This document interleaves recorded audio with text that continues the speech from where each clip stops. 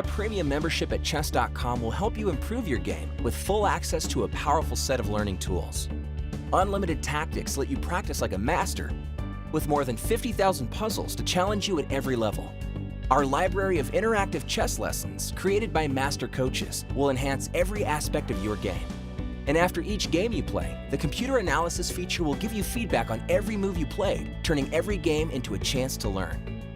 And that's not all. Premium benefits also include unlimited tournaments, video lessons, the Opening Explorer, and much, much more. Upgrade now to take your game to the next level.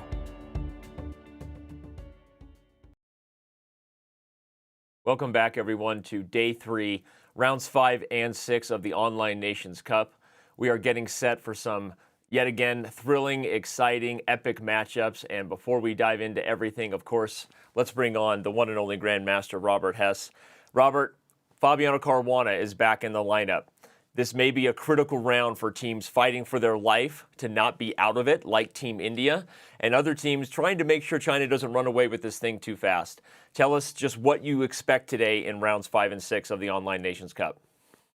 Well, as we start in round 5, all eyes must be on this match between Team China and Team USA, because for Team China, they are ahead of the pack. But Team USA is such a strong lineup that they can chase them down. And with just a 2-point separation, if Team USA were to win that match, then all of a sudden things are tied once again at the top there. But to me, when I look at that matchup, you look at board 4. Hou Yifan with the white pieces against Irina Krush. If I'm China, that's where I'm looking to make my mark. And we'll see if Hou Yifan is really back or if Irina Krush can play another excellent game with the black pieces as she did yesterday.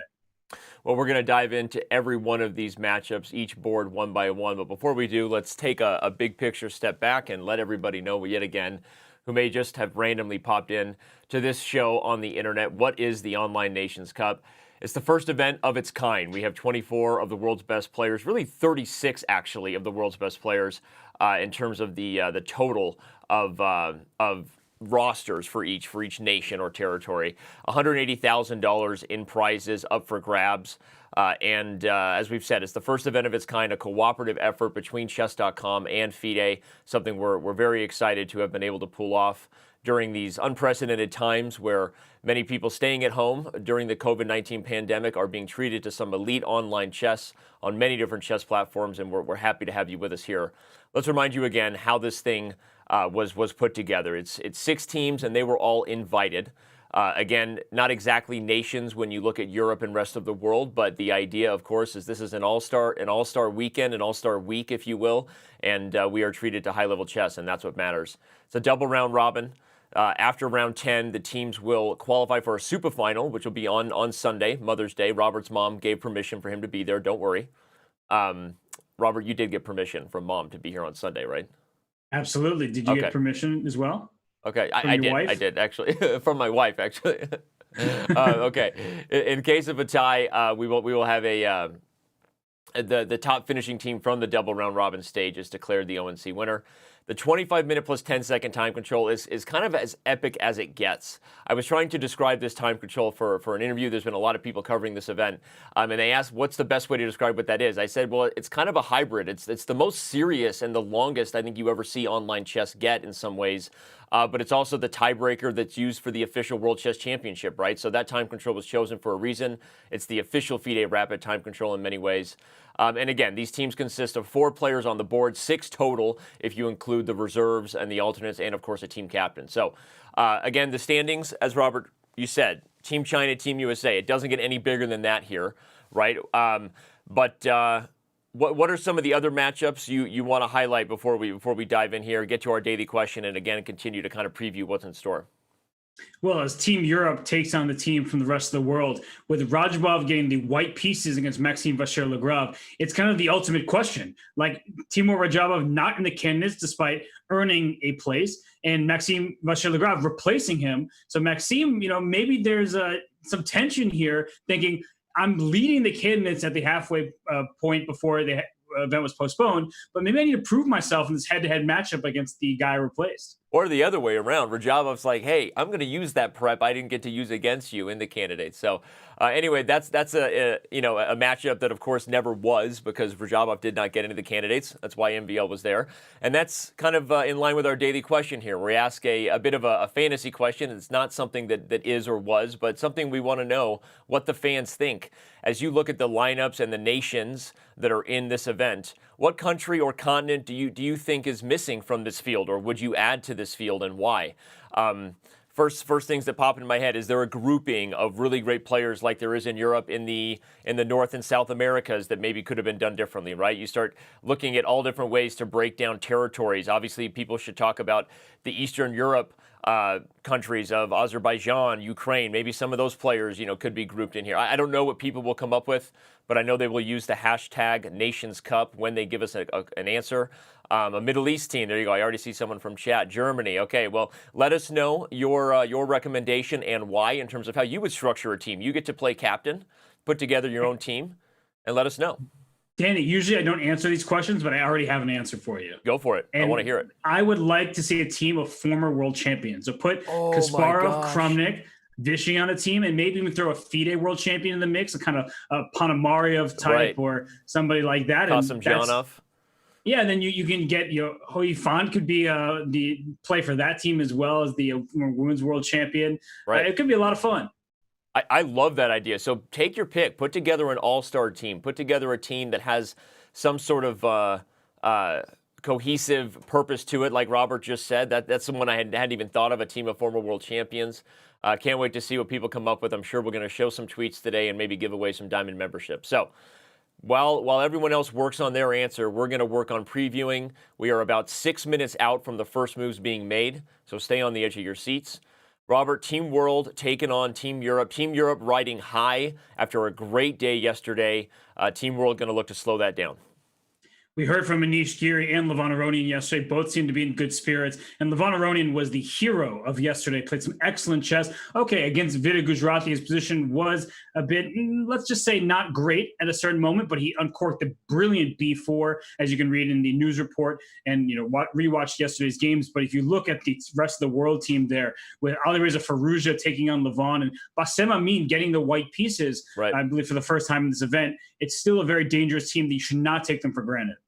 Yeah, I really like that you highlighted that because Bassem Amin has been facing some tough opponents, but also been facing them with black. So we'll see what he can do with the first move. We know he's a dangerous attacking player if he gets on a roll. So I can't wait to see what happens there. Of course, the matchup you already touched on at the top of the show, as you should. China is leading the way, currently 2 points ahead of the rest of the field. But right behind them, one of the teams in second place is the United States of America. Fabiano Caruana is back. Hikaru Nakamura is going to continue to be the rock, apparently, for the USA. He's the only person who has played every single round for Team USA. So Hikaru is the rock at the top. You've got Caruana back in there after taking the day off. Dominguez Perez going to be on board 3 today. So that'll be interesting. And, of course, as you said, Irina Krush going to have to hold her own against Hoi Fan if they have a chance. Yeah, and for me, I'm looking at boards 3 and 4, Dominguez with the white pieces, and then Hoi Fan with the white pieces for Team China. Because those top 2 boards, I just considered a complete toss-up. About level in strength on aggregate, and Fabiano Caruana had an excellent first day. We'll see if he's still ready on day 3 after a rest day a day ago. And of course, Hikaru Nakamura and Ding Liren, those two are as good as it gets. We saw Ding Liren win a nice game over Jan Nepomniachtchi, and Hikaru Nakamura has been so solid on board 1 and even has a win to his name thanks to that long, grinded out game against Jan Nepomniachtchi where he defended for the most part and then scored the full point.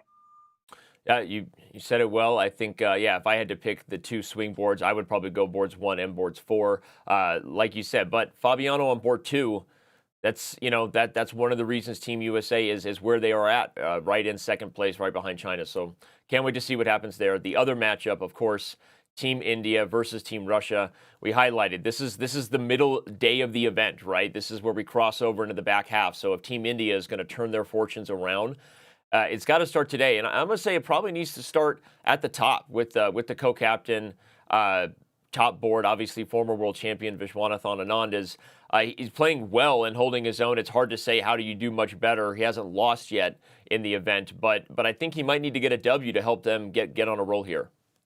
Although when I look across the way there and I see the player whom Alexander Grishuk refers to as the Chuck Norris of Russian chess, that is Vladislav Artemiev. He's been having a very great tournament. He on the first day he lost that game to Fabiano Caruana, but outside of that one, he uncorked that brilliancy against Levon Aronian and had a nice victory yesterday as well. So I think Artemiev is the difference maker there. And also, I'm looking at that board 4 matchup between Olga Giria and Harika Dranavali. That's a really good, tough matchup of solid players, and just whoever's in better form that can make the difference on board 4. Yeah, again, every matchup, I guess that's our job, is to get excited about each board. And as you describe it, I'm always like a kid on the edge of my seat. You're right, that is the most important matchup. No, that's the most important matchup. But all right, the matchups that will be on board 1 are right in front of you, at least as far as reminding you of who all these guys are.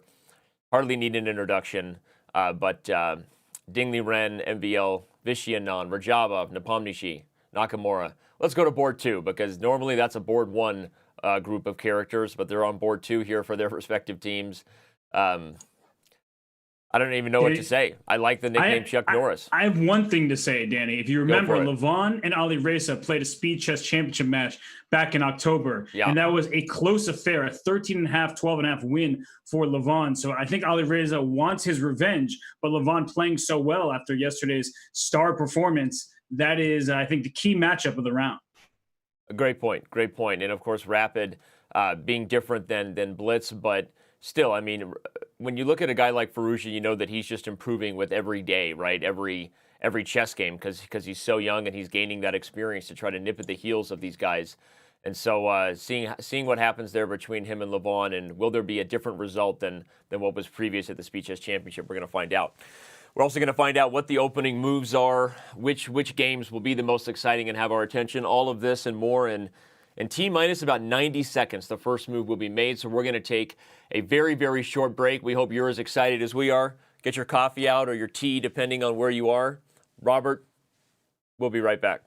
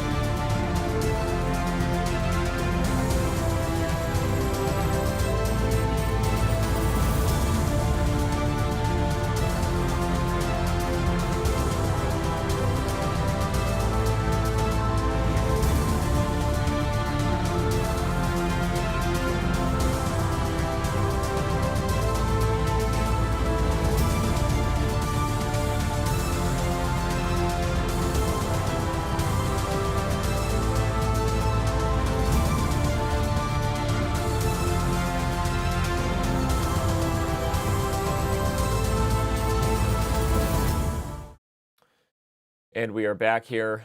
Is there a better shot? Is there a better shot to get of some of your favorite chess players joining us from all over the world? Something that makes you appreciate technology bringing people together rather than making life easier for all of us. I love this shot. I just love looking at these guys. I feel like they're hanging out with me.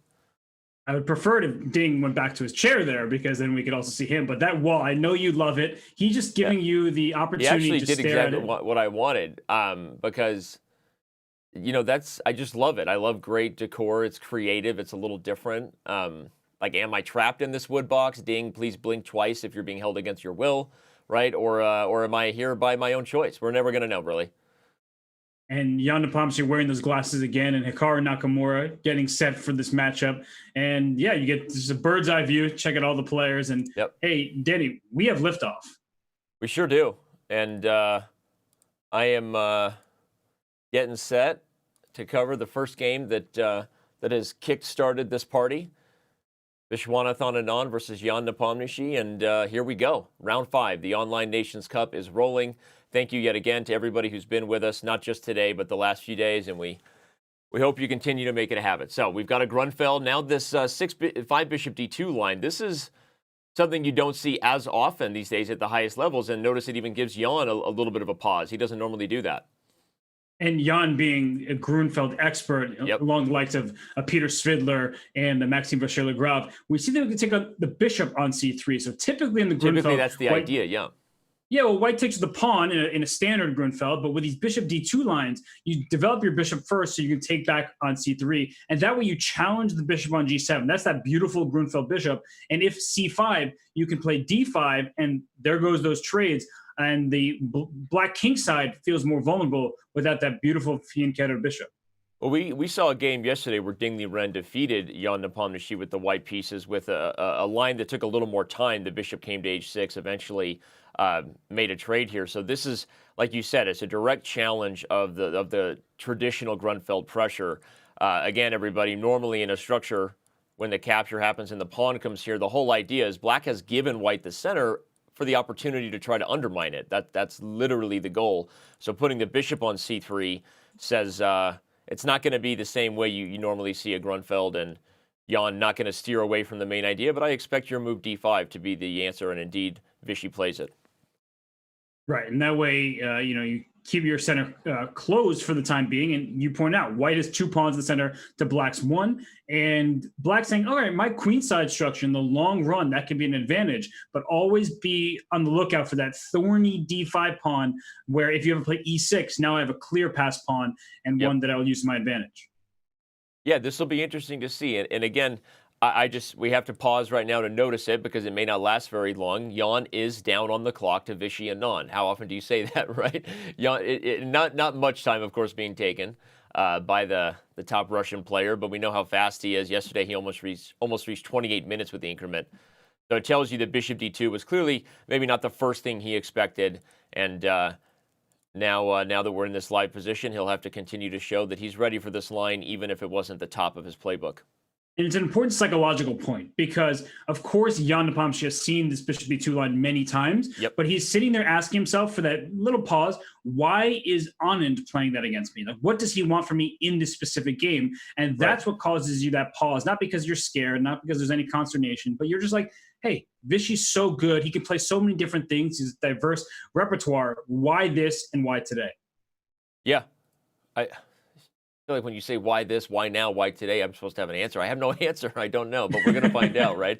Knight f3 played very quickly. I was just about to say this is the typical tension that happens in these extended d5 Grunfelds, and the risk is, as you said, the risk of e6 is that you're giving the passed pawn, but the risk for white is all these pawn moves, not developing the king side, leaving the king in the center. Normally, you would even think c4 might be an idea to reinforce it, but Vichy has already said, I'm not even going to meet e takes d5 with capturing a bishop to c4. This is going to be a fun one. Could we get a little bit of vintage Vichy prep here? Vintage Vish? I think we are getting the Vish, as his username goes, but it's a great move, bishop c4. That way you get to develop, get closer to castling. You want to castle kingside, and you have, if you can take on d5 with the bishop, you'll have a 4-on-3 majority on the king side and a potentially mobile e-pawn that can thrust to e5 and cause black all sorts of problems.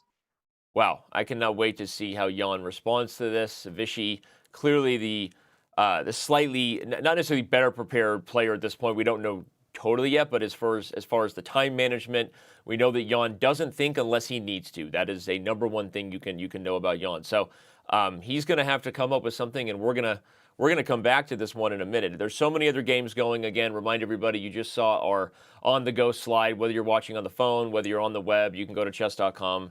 Choose your own adventure. We're going to be in for some fun ones here. I don't even know where to go. I'm obviously spying Hikaru Nakamura and Ding Liren.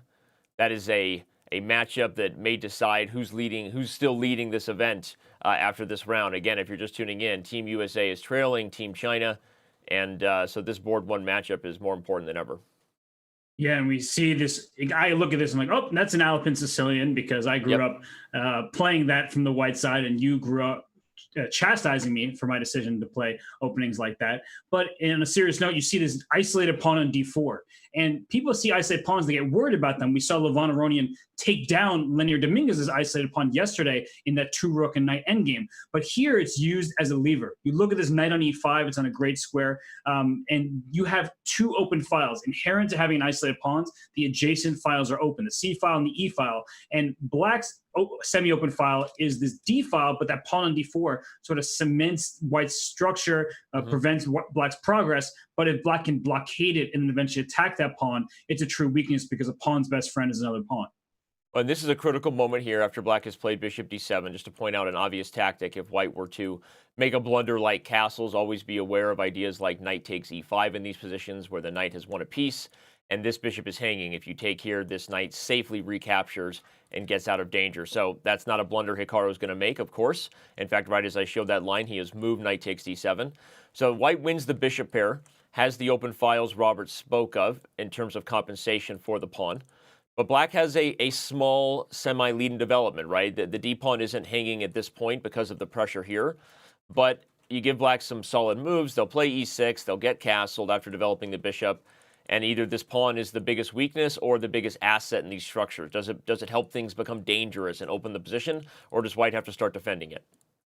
Right, especially as the queenside rook is able to go to d8 so quickly. And if that pawn gets blockaded and stuck in its tracks, then it becomes a potential weakness, as you said. Yep.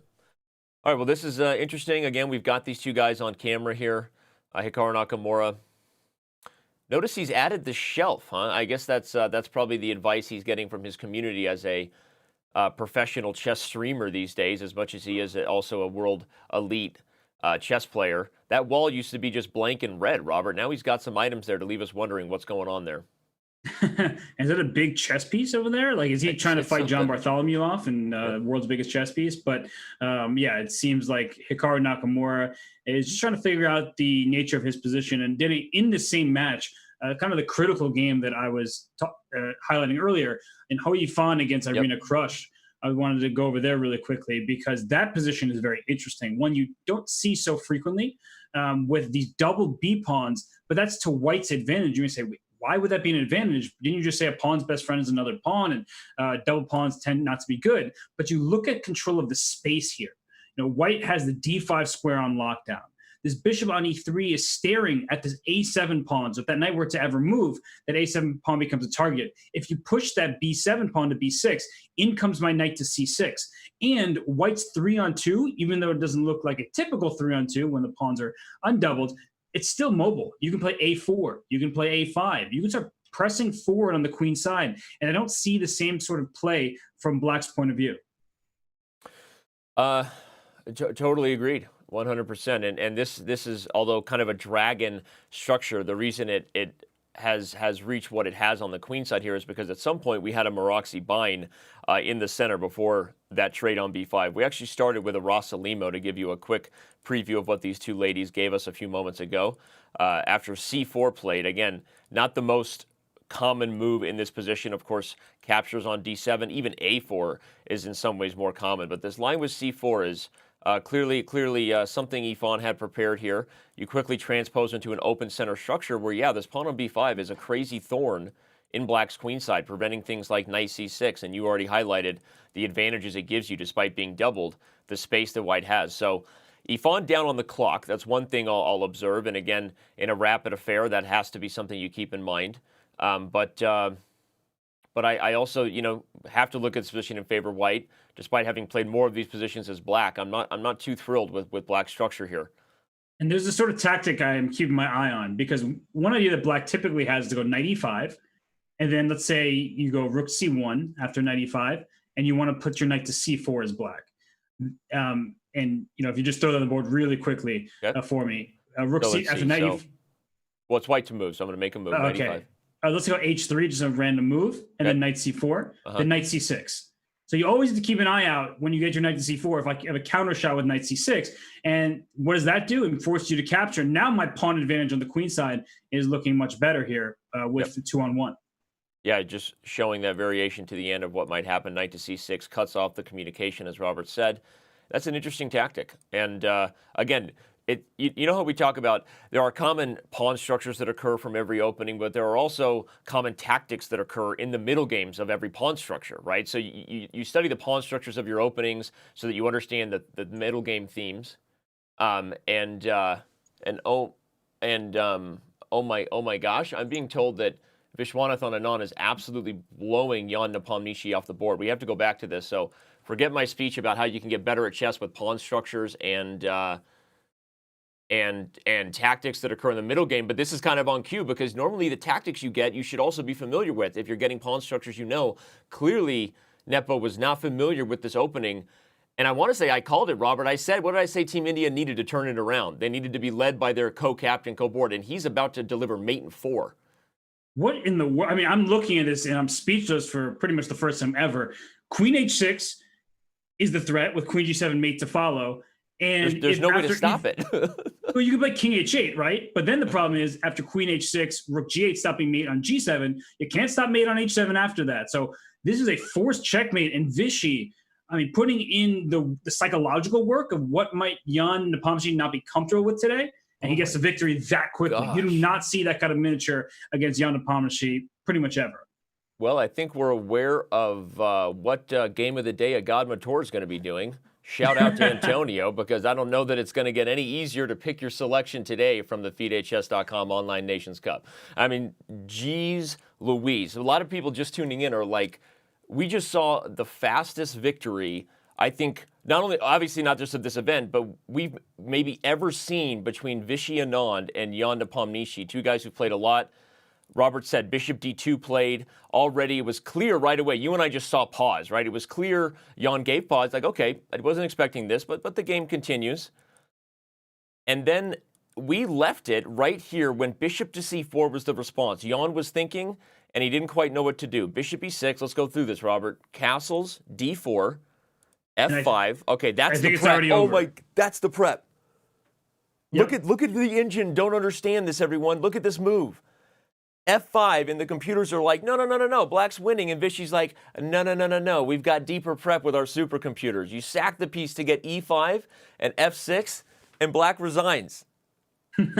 Well, to be fair to Jan, I'm sure he's using a strong computer to prepare himself. I don't know, maybe he mixed up lines. I don't think he just I mean, it's hard to imagine him just relying on some maybe not the strongest engine in the world and saying, this looks good for Black, I win a piece, because, hey, he's Jan Nepomniachtchi. But I think already after this D4 F5 move, it's already toast for Black because your king side is just being blasted open. Well, and again, like it's not the hardest combination to see with E5 and F6, right?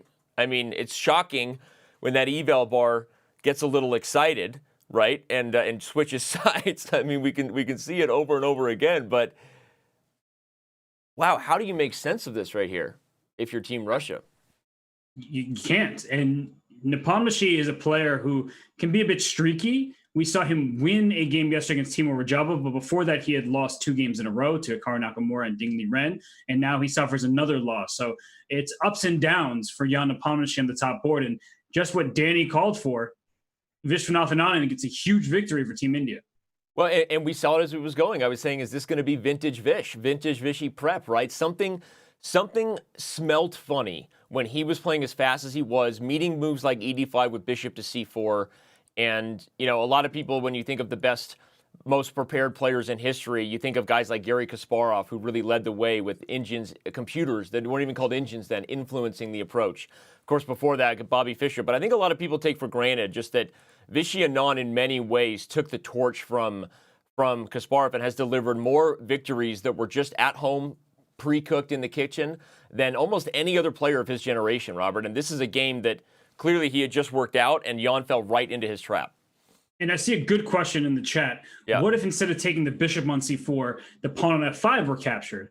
And the problem for Black in that situation is look at this king on g8. You just throw your queen at the king, and then you could follow up with an eventual knight to g5, and you're a rook. I was going to say, you could even play queen h6 anyway here, and then knight g5 because the bishop is pinned. Oh, gosh.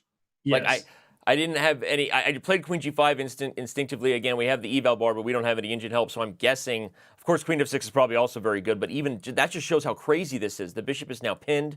Knight Well, yeah, G5 so- is coming. This was a So game to your point, Danny, that Queen F6 check picks up the bishop on the spot, right? Queen F6, King J, E takes F5, and the bishop is pinned. Okay, good point. Everything is winning. Also good. So, okay, wow. Well, the game of the round has been declared. Absolutely fascinating stuff. Vishy Anand delivers a miniature, and the crowd goes wild. There's a lot of other games to look at. I want to go back to one of the other marquee matchups again with Hikaru and Ding Liren, because that's also getting a little bit wild. All right, let's take our attention there, because that a huge matchup between the leader and the team chasing right behind. And for Team USA, they would love a win from Hikaru Nakamura. But what is going on here, Danny? I mean, isn't Black just up a pawn and protecting G7, and so there's no mate? He stole D4. Again, when we left this game, everybody, we were highlighting critical themes of this position will be, does White get the initiative for the development lead for the bishop pair that you have in these structures, or does the D-pawn ultimately just prove weak? Black castles, officially unpinning both of these pieces, and then just takes D4. But Hikaru played bishop H6, it seems, relatively confidently. Took a minute and 25 on the clock, just to point out the exact timestamps. He looks anything but confident, though. If you look at his camera, I mean, he is shaking his now head. I think he's knowing that something went wrong in terms of what he calculated here. And this is an important moment, because you can just lose the next few moves. You just blunder a pawn in the center of the board, or you can buckle down and say, look, I'm going to be down a pawn perhaps for the rest of the game, but I still have chances, because we get into an end game where they're often rook end games. You're down a pawn, but you have excellent chances to hold that game. So it's a tough psychological moment here. And I keep talking about the psychology, but you objectively are much, much worse as White after, what move is this, 15? So that's a bad look, but it's not over yet. So I do trust, if anyone, Hikaru Nakamura. He's such a resourceful player. He's so quick, trying to get his opponents in time trouble eventually. But Ding Liren in fine form right now. Hikaru, a super resourceful player. I think playing so much online throughout his career as growing up taught him that a lot more games are savable than you realize. But he's also a very emotive player. I think that's why the fans like him. You know when he's frustrated, shaking his head, but I agree with Robert. I think we'll see him buckle down and try to hold this one. Well, let's stay on this. You know, we talked about this game. We touched on Irina Krush's game with Ho Yifan. But let's stay with this matchup here, the U.S. and China, and hit on board 2, which is Fabiano Caruana's battle currently versus Wang Hao. Whoa. This position, are we playing checkers now? I mean, all these pawns in the light squares. What is going on? Because I see most of Black's pawns on dark squares and almost all of White's pawns on light squares. And a question in a position like this is who's able to break through first. I also note that bishop on G2 is a bad piece, because there are no open diagonals to work with, which is why Fabiano put that pawn on G5, saying you want to play G5 yourself and open space for that light square bishop. Not so fast. That bishop is stuck. There's no open diagonals. The pawn on C2 is forever a weakness that keeps the queen on F2 tied to it.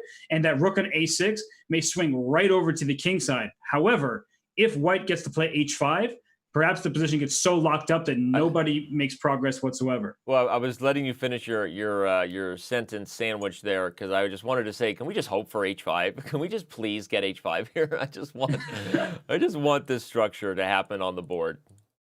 And then you want F6 and B6 I want for Black, you know it. You know it. You know what I want.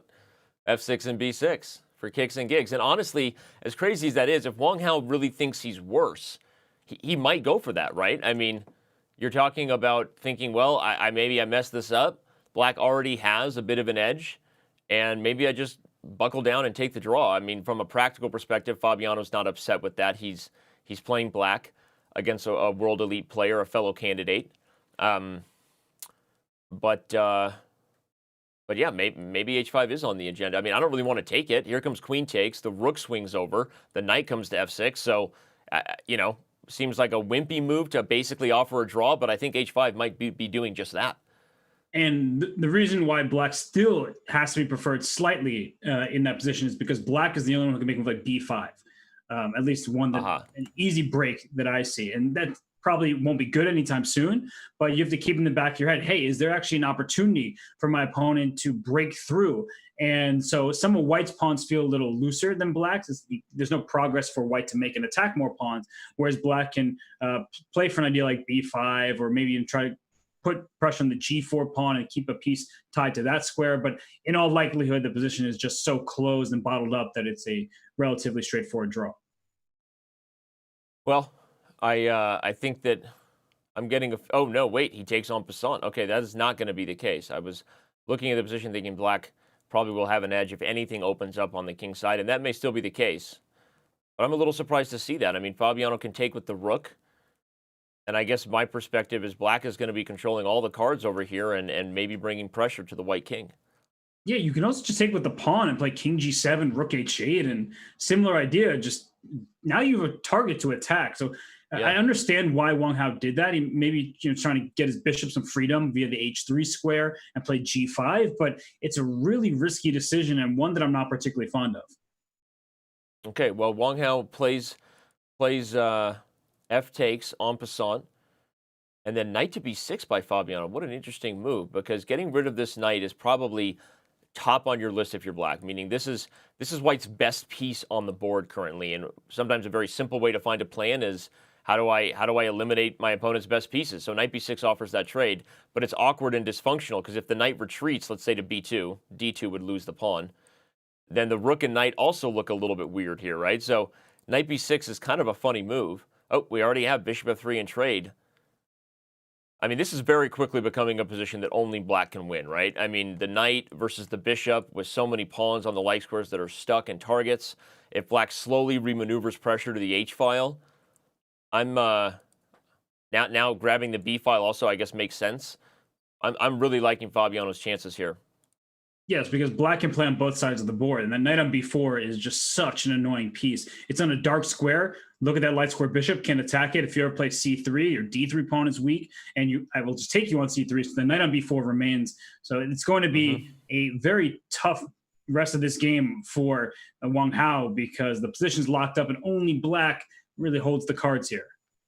I wonder if he wasn't aware of the fact that Ding Liren has already won a pawn against Hikaru, and maybe he didn't need to be the guy who gets a win. Because coming into the match, if you're looking at the world's elite players and how they maybe talk with each other, it's like, hey, Ding, you're black against Hikaru. Make sure you don't lose that game. I'm white against Fabiano. I'll be the one looking to press if the opportunity comes. And then the actual X's and O's appear on the board, and that's just not the case, right? Right. But then the games change, and you maybe don't adjust as quickly as you should, and maybe play for equality like Wang Hao could have.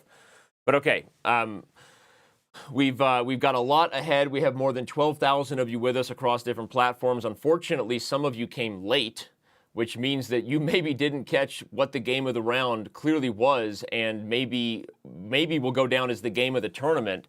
We're now joined by world champion Vishwanathan Anand, who. Vishy, what can you say about the game that you just played versus Jan Nepomniachtchi?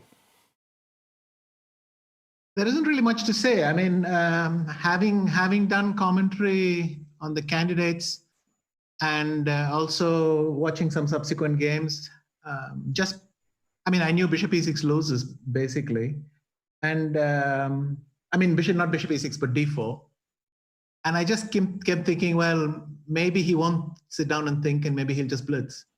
And he just blitzed out d4 and then f5, and that's the end. Vishy, do you think I was told that engines don't catch on to this immediately, at least the older, slower ones, but maybe that gives humans a little hope. Well, you answered the question that I was about to ask. I was going to say, do you think he just mixed up his lines, or he only took a cursory glance at the position with maybe not the best engine, and so thought that a move like d4 was good? I mean, no, there are positions where bishop e6 and d4 works.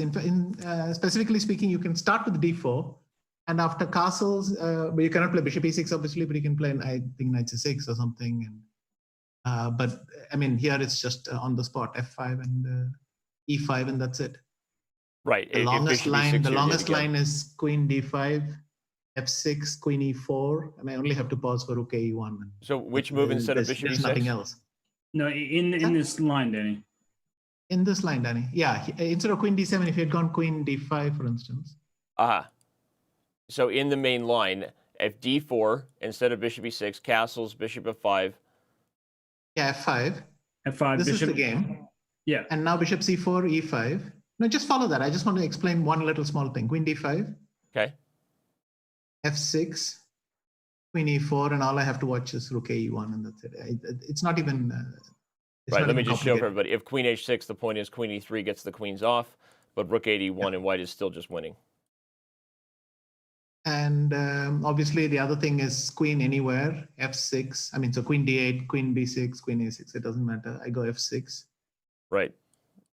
No matter where the queen goes, f6 and queen h6 is still totally winning. And then he goes knight d7. I go queen h6, knight takes f6, knight g5, and then one move later or two moves later it's made. So same thing.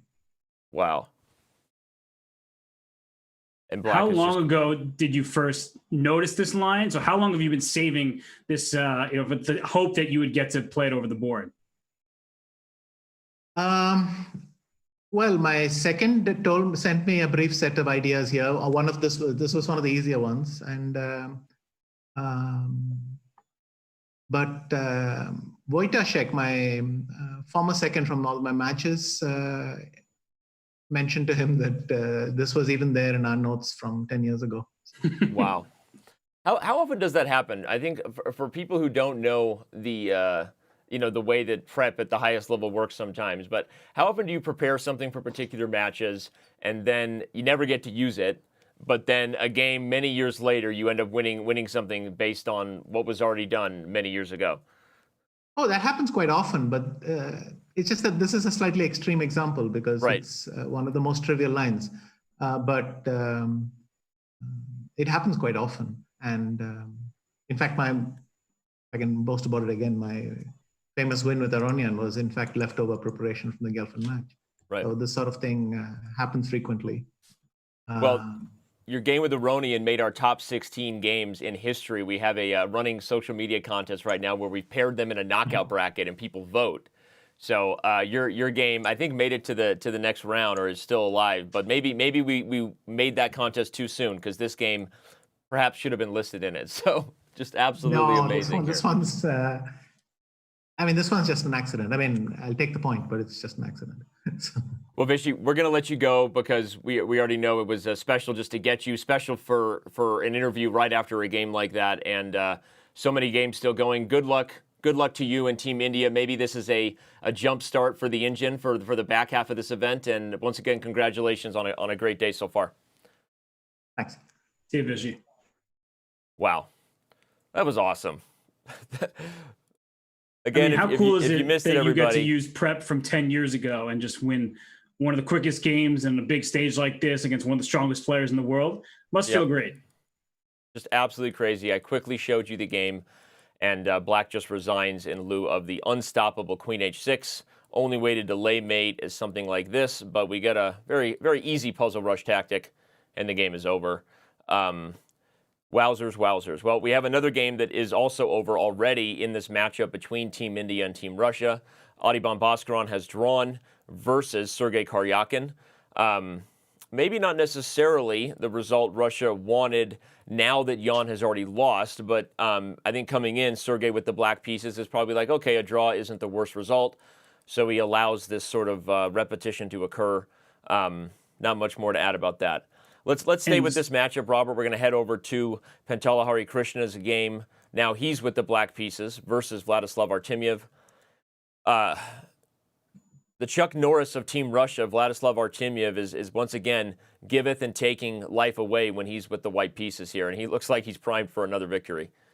He just has an extra pawn, a clean extra pawn. It doesn't mean that black can't defend this, but it's a passed D pawn. And what black needs to do, and what black wants to do, is blockade the pawn in the dark squares. You only have a light square bishop for white in addition to your rooks. So if you could shift that knight one square over to D6, for instance, it's going to be extremely difficult to dislodge. And the question really becomes, what pieces do you want to see traded? It depends on what white is aiming for and what black's defensive setup will be. But if you can trade, say, one pair of rooks, the pawn on F7 feels safer. That pawn is essential in this position. It's on a light square. So if that bishop can go to D5 or on that diagonal, and you can pile two rooks on the F7 square, then black would be in big trouble.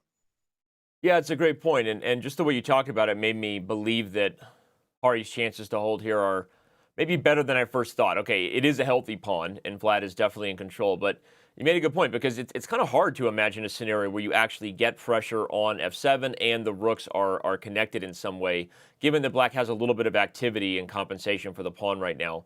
So if he could manage some sort of improved position for this knight, and this rook maybe also finding even a square like b8, where it kind of holds pressure, I guess the real risk is you don't want d5 and d6 to occur, because if the pawn gets this far and then white combines that with pressure of the rooks, now black is in trouble. Right. If that pawn rolls up the board, then black's in a world of hurt. So I would probably start with, I don't really want to play the move, but knight to d8 is possible. I just don't want to see that pawn go all the way down the board to a square like d7, where it's protected by the bishop, and then a rook can come to e8 potentially. It just feels like it's giving white way too much. But knight d8 is also so passive and puts the knight in a bad square.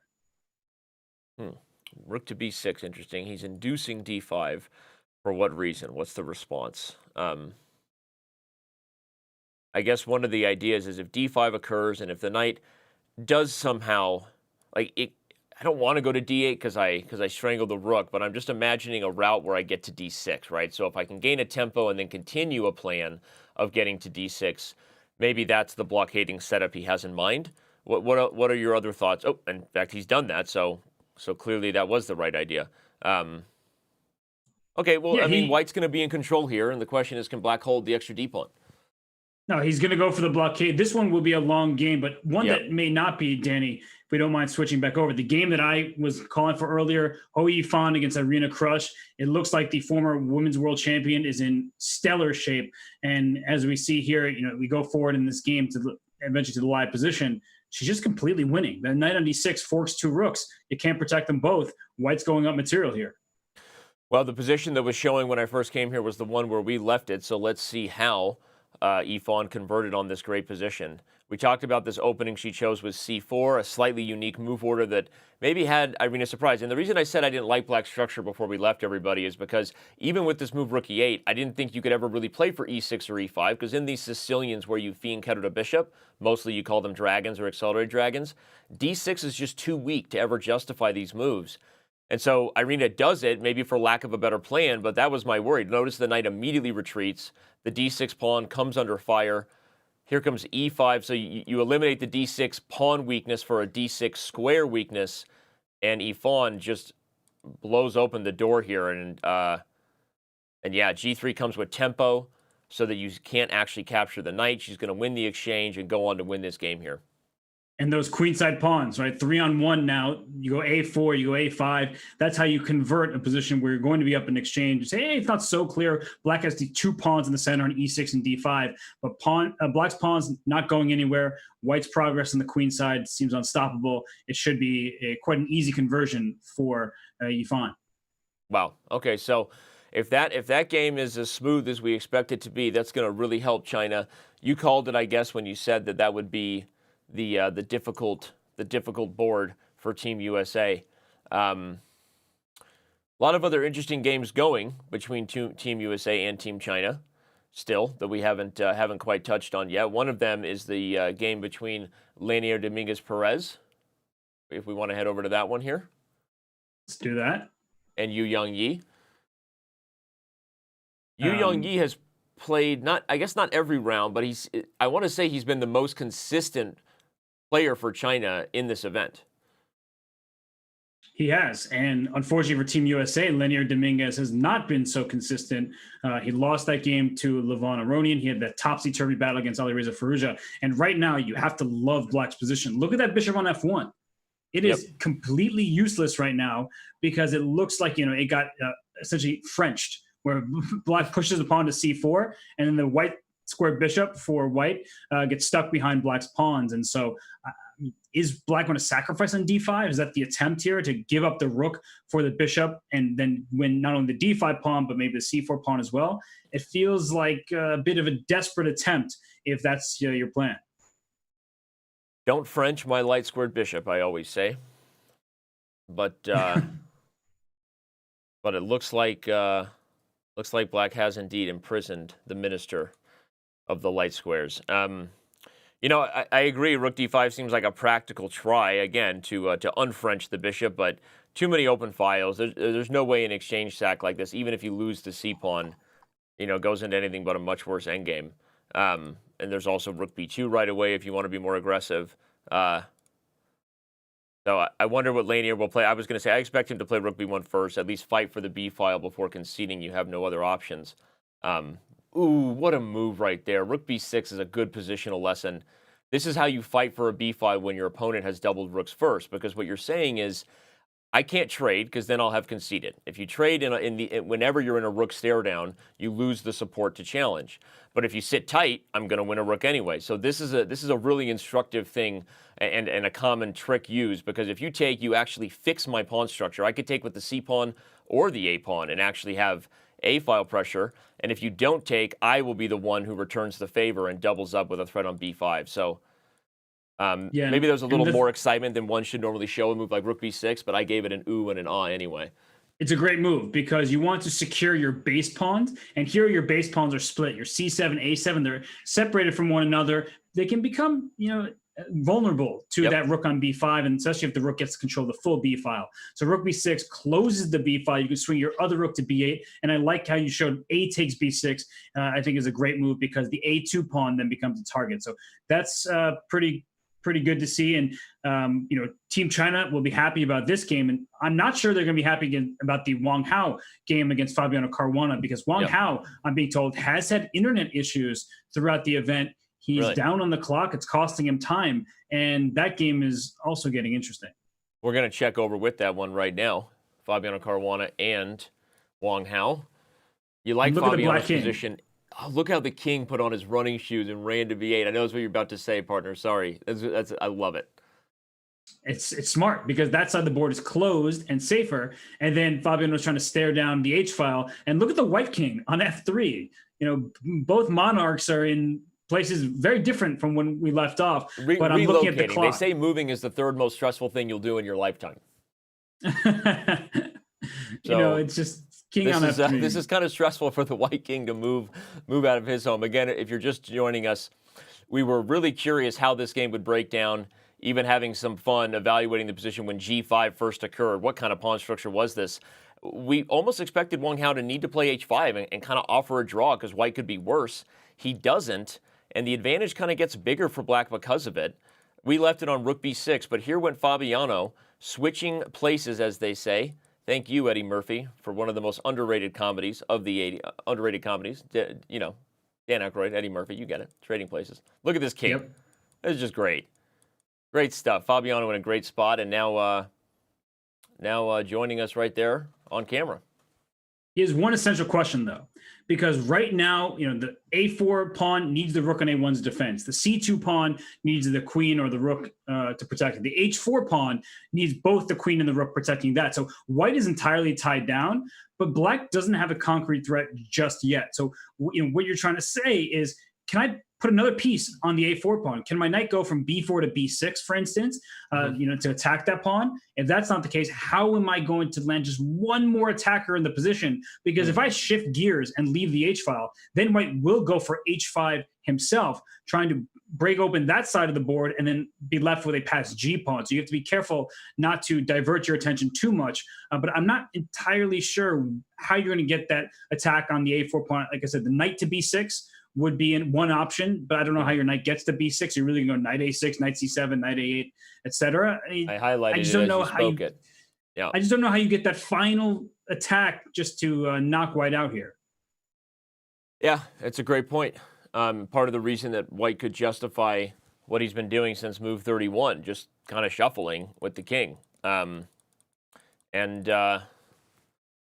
and I think now, probably trying to figure that out. He's up 11 minutes on the clock. We know that Wang Hao has also had an unstable connection throughout the event and still does now. So it makes you wonder, is he currently having issues with the server, or is he actually thinking about how to handle this position? Either way, it is part of the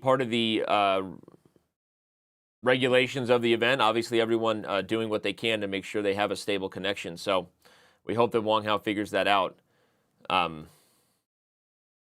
And can hold this position, at least on the clock. And I don't know. I'm looking at this, Robert. I don't see a way to break through. No, I just think that, with his internet problems and with the positions problems here, his pieces are all tied down. I feel like at one moment, if Black can make some kind of tricky waiting move, and then White's pieces feeling too tied down, you can't figure out the right response, then the position will collapse in its entirety. But we might just see a fortress here, a strange one, where Black is clearly in the driver's seat but can't make it happen. And it's Danny, one interesting idea is if you could ever play king a7, b6, like you said, sometimes there are ideas of taking c2 and getting h4, if that might be a way to break through, even though it comes with a sacrifice. But what were you going to say about the other games? No, I also don't ever want to put my pawn on b6 too early, because that takes the square away from the knight. So I just want to see how I can leave squares open for potential attacks. But I was going to say, we haven't really looked at Team Europe versus Team rest of the world. But hold on, Wang Hao just played h5. Uh-oh. And I'm a little shocked to see that. It feels like the opposite of what we were saying, which is White hasn't, despite being worse, really shown that there's any way for Black to break through. So why change the structure? But he does so, and I think that's going to help Caruana get the W in this game. I mean, let's just open things up. This king is on f3. Yeah, does he want some kind of gh5, bishop f5, and then pawn g6?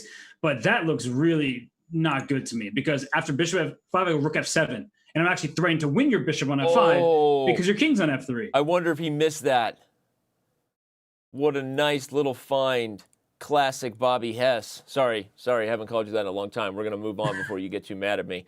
No, I'm not getting mad at you. I'm actually just confused by why Wang Hao would do this. His position, he probably felt that he was going to get squeezed no matter what, and he just felt the urge, okay, I might as well go for something active and try to challenge my opponent's setup here. But Fabiano's he goes rook g7. Ooh. I guess also good going after the g pawn, but I think king on f3. I think your move rook f7 was better. I mean, here rook f8, or no, rook f8 is rook takes h5. Oh, wait a second. No. Rook f8, rook takes h5. I sack on f5, and then queen takes g6. I must checkmate this king on f3 somehow. I mean, it's out in the open. I'm going to make some random move, even rook a3, because the rook has to guard the pawn. And then you have, no, play rook takes h5. Yeah, you got to play this, and then rook takes f5, and queen takes g6. I mean, I'm just going in. This is wow. This is over.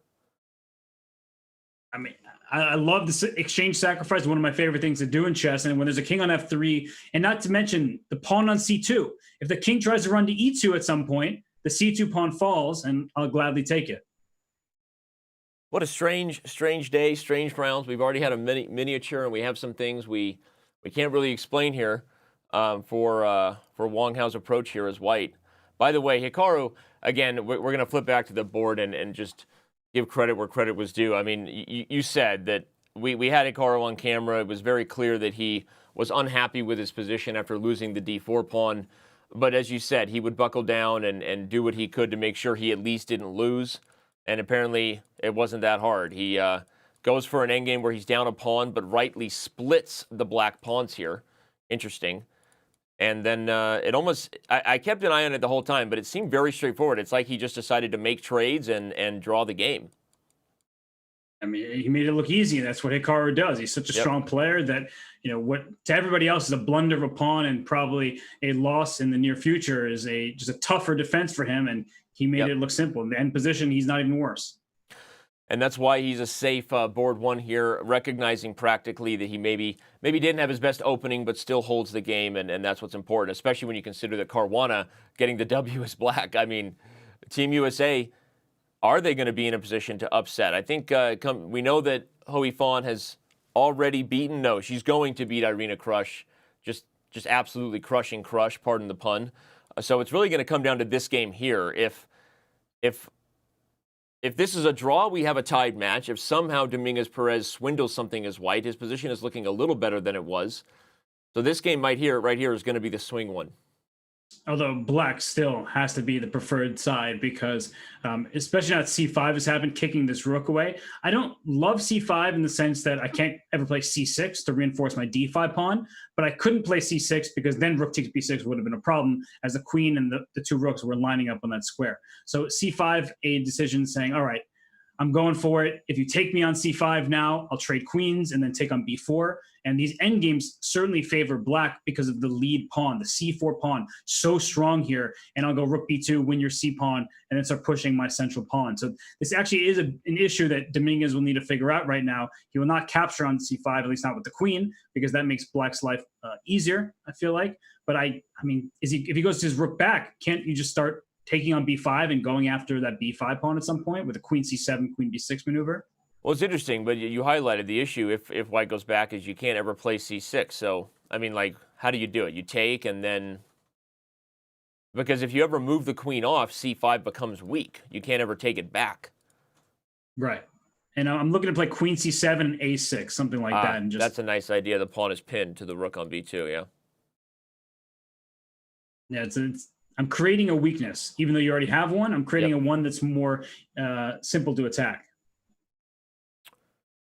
The comments about Yu Young-yi looks like a pre-recorded video from the movie The Ring. Let's just hope Samara is not hiding behind those curtains. Yeah, and, I think just part of his setup, because it's always like that. Every time he's been on camera, he has that little... Like we said, it's not a video on loop. We have confirmation he is live, everybody. It just happens to be that apparently he's relaying an important message, like in a movie where you just can't quite get it every time important. Well, if you're not commentating in a week from now, people are going to be worried about you, Danny. Okay. All right. Well, we've talked about it. Hikaru Nakamura holds a draw on board 1 versus Ding Liren, an important result. Fabiano Caruana likely going to get the W against Wang Hao. So this one we will have to keep an eye on. But the one matchup really not getting nearly enough love is the Team Europe versus Team World matchup, right? I went to the top board because that normally makes sense, and it's a weird one. Please tell me this wasn't a French defense. Oh no, good, it wasn't. It does look like one though, right? A little bit. I got worried that black might be about to get a win with the French. You know how that feels. I don't, because whatever. We're not going to get into this right now. No, I said, you know how it feels to get worried that the French might get a victory. Oh, worried. I think you say you know how it feels to get a victory with black. Oh, no. You've never won with the French as black.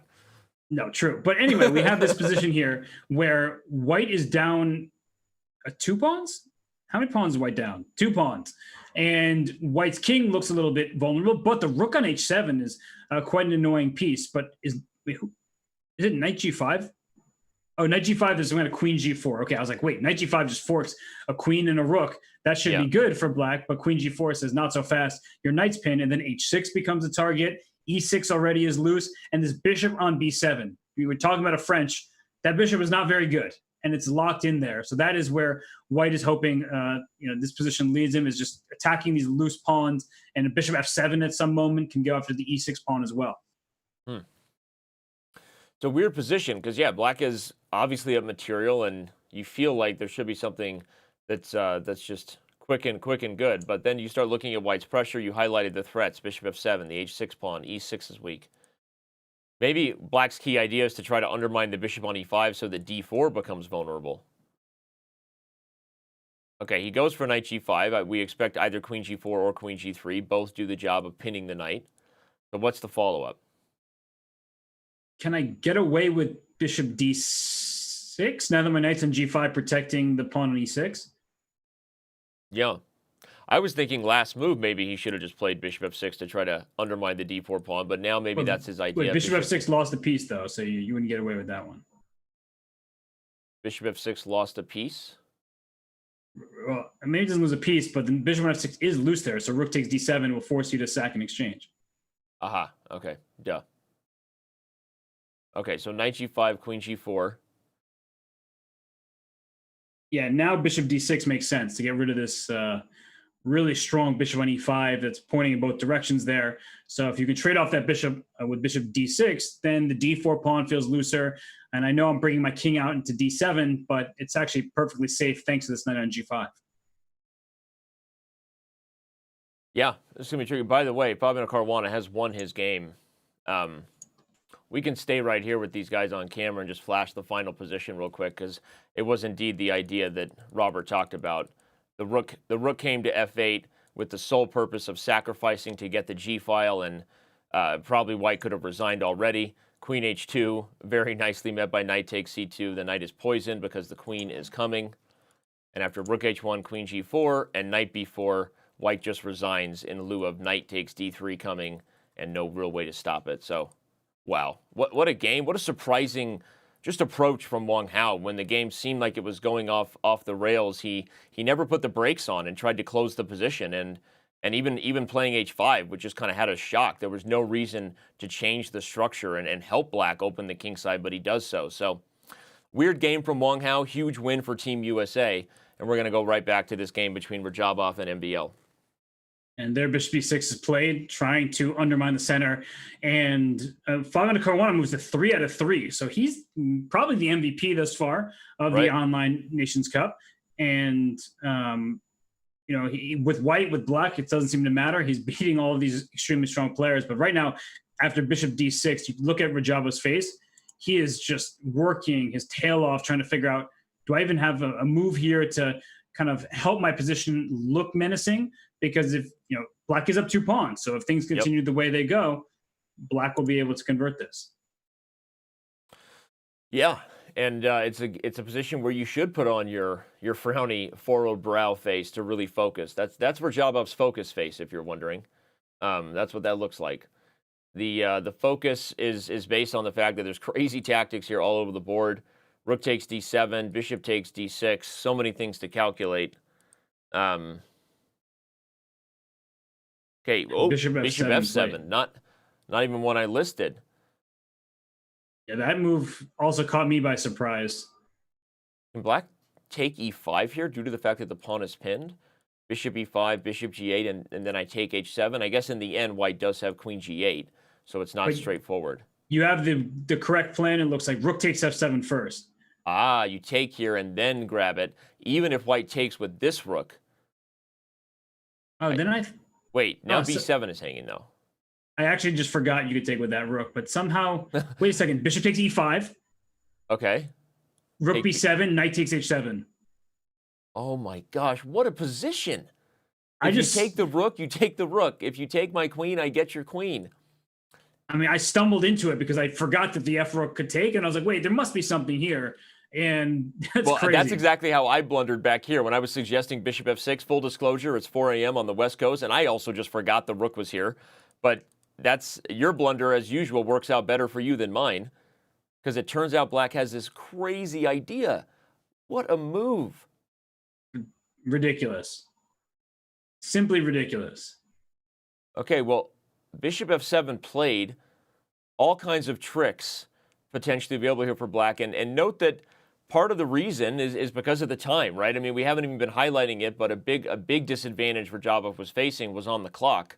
And he made that move, everybody, with 12 seconds to go. Wow.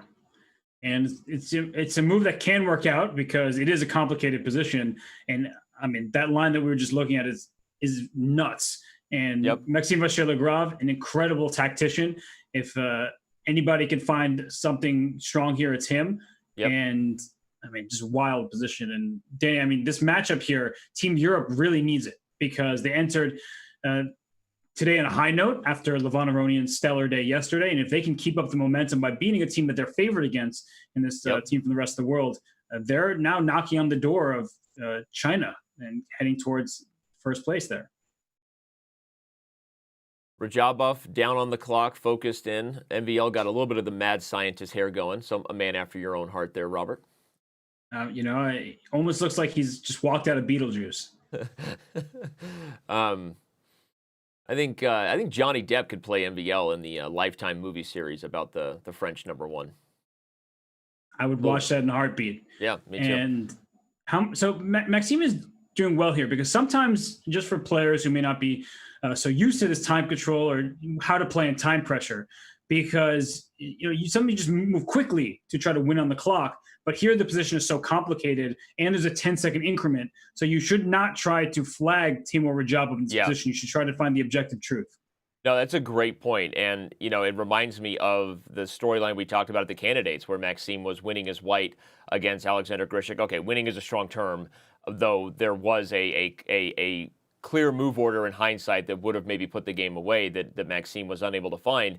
And even though it maybe wasn't totally what we thought, but there was the storyline that did Maxime play too fast, given that Grishik was under classic Sasha time pressure. So it's a very good lesson anyway. Very, very easy to want to just play a move, but usually the most forcing moves are the ones your opponent has already calculated when they're under time pressure. So don't go for those forcing lines if there's something better unless you've really calculated them out. Okay, he doesn't find the best line. Your crazy rook takes f7 was exactly what the Indians wanted because of this absolute shocker, a double attack on the queen and the rook. Absolute crazy. But okay, he doesn't find it. Keeps the door open. 4 seconds for Rajabov. He's got to move. He plays bishop takes e6. So are we going to see mass trades here? So queen e6, bishop e5, and there's a problem with your rook on h7 because the rook on h7 isn't going to be under attack when the queen's on e6 because the rook is pinned. Yep, rook takes e7. But he's losing a piece. Can you take with the king? And he's down a piece. If check, bishop rook e7, f7 and I've got everything check, held. maybe? He's got bishop e7. He's holding it all. And then bishop f... Or knight. Look at him just go knight e3. Wow. What a calm move. This is a flat out bullet game for Rajabov right now, and he's holding his own. I mean, the black king's in some danger. The bishop on b7 is an extra piece, but it's useless. And knight f5 is a really big threat here because the bishop on e7 is pinned. And even if Rajabov had 20 minutes in the clock, I would say this is one of those good practical tries where you're creating immense complications here. The black king feels unsafe. You know, what is black's move here? Rook e8 feels like a potential move, but then you think, wait, actually, is knight f5 really scary for me? And rook f8 played, and just rook h7 running away. Just keeping the pressure. Okay, I agree. From a practical perspective, yes, white is down a piece here, but look at that French bishop on b7.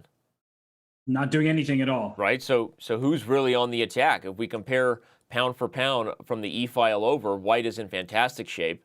The knight f5 trick is coming. Rook takes h6 is also. I mean, Maxime not finding the line that we suggested earlier may come back to haunt him.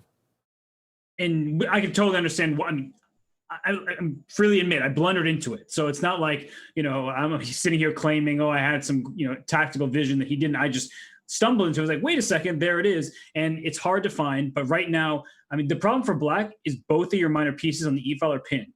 Yep. And you move your king away, so you unpin the knight. Then your rook takes h6 move comes in, pinning the knight once again to the queen on b6. And so maybe some kind of king d8, bishop c8 maneuver. But then it's d5 so I was going to say the other issue is the bishop on b7 is stuck. Oh gosh, yeah, you're right. No, this is I'm sitting here just not able to find a clear suggestion. And this is one of those where even if the computer is thinking, okay, best play black is still better, I would much prefer white because of moves like that you want to play, but probably are no good. Knight f5 is coming. I mean, so knight f5, queen e1, there's at least a draw there for black after rook takes f5, I guess. Oh, I see. Interesting. Knight f5, queen e1, king h2, you sack on f5, and then we play tickle on h4 and e1 and draw. So can white play for more? That's the essential question. Okay, he goes knight f5. Here comes queen e1 check first, I would gather. Yep. And now does Maxime have more than just a draw? To me, at this point, playing for a draw is playing for a win is playing for a loss. So I would play rook takes f5 and just say, this was a scary position. I'm getting out of it. And I wonder if king h2 first instead of knight f5 was good, because the black queen on a5 only has one idea with queen e1 check. So if Timur had started with king h2, I think that black actually might have been in some trouble here. Well, and what's the difference? On queen e1, then, you play rook takes h6 first? That's the idea? Yep. Very nice. Okay, interesting. Okay, well, that move order was not chosen. That may be Rajabov's missed win opportunity. This has been a wild one. I'm glad we tuned in when we did. Shout out to Timur, who's been living off the increment for some time, making moves with just seconds on the clock. Ifan does convert just now against Irina Krush. We'll keep these guys on camera, but again, just flash the final position. She does it. She does what she was supposed to do, which means this game between Lena Dominguez-Perez, and Yu Yangyi. Again, this is why China is so strong. Dominguez-Perez needed to hold on here, but doesn't look like he's going to be able to. We'll keep an eye on it. That passed D-pawn looks strong.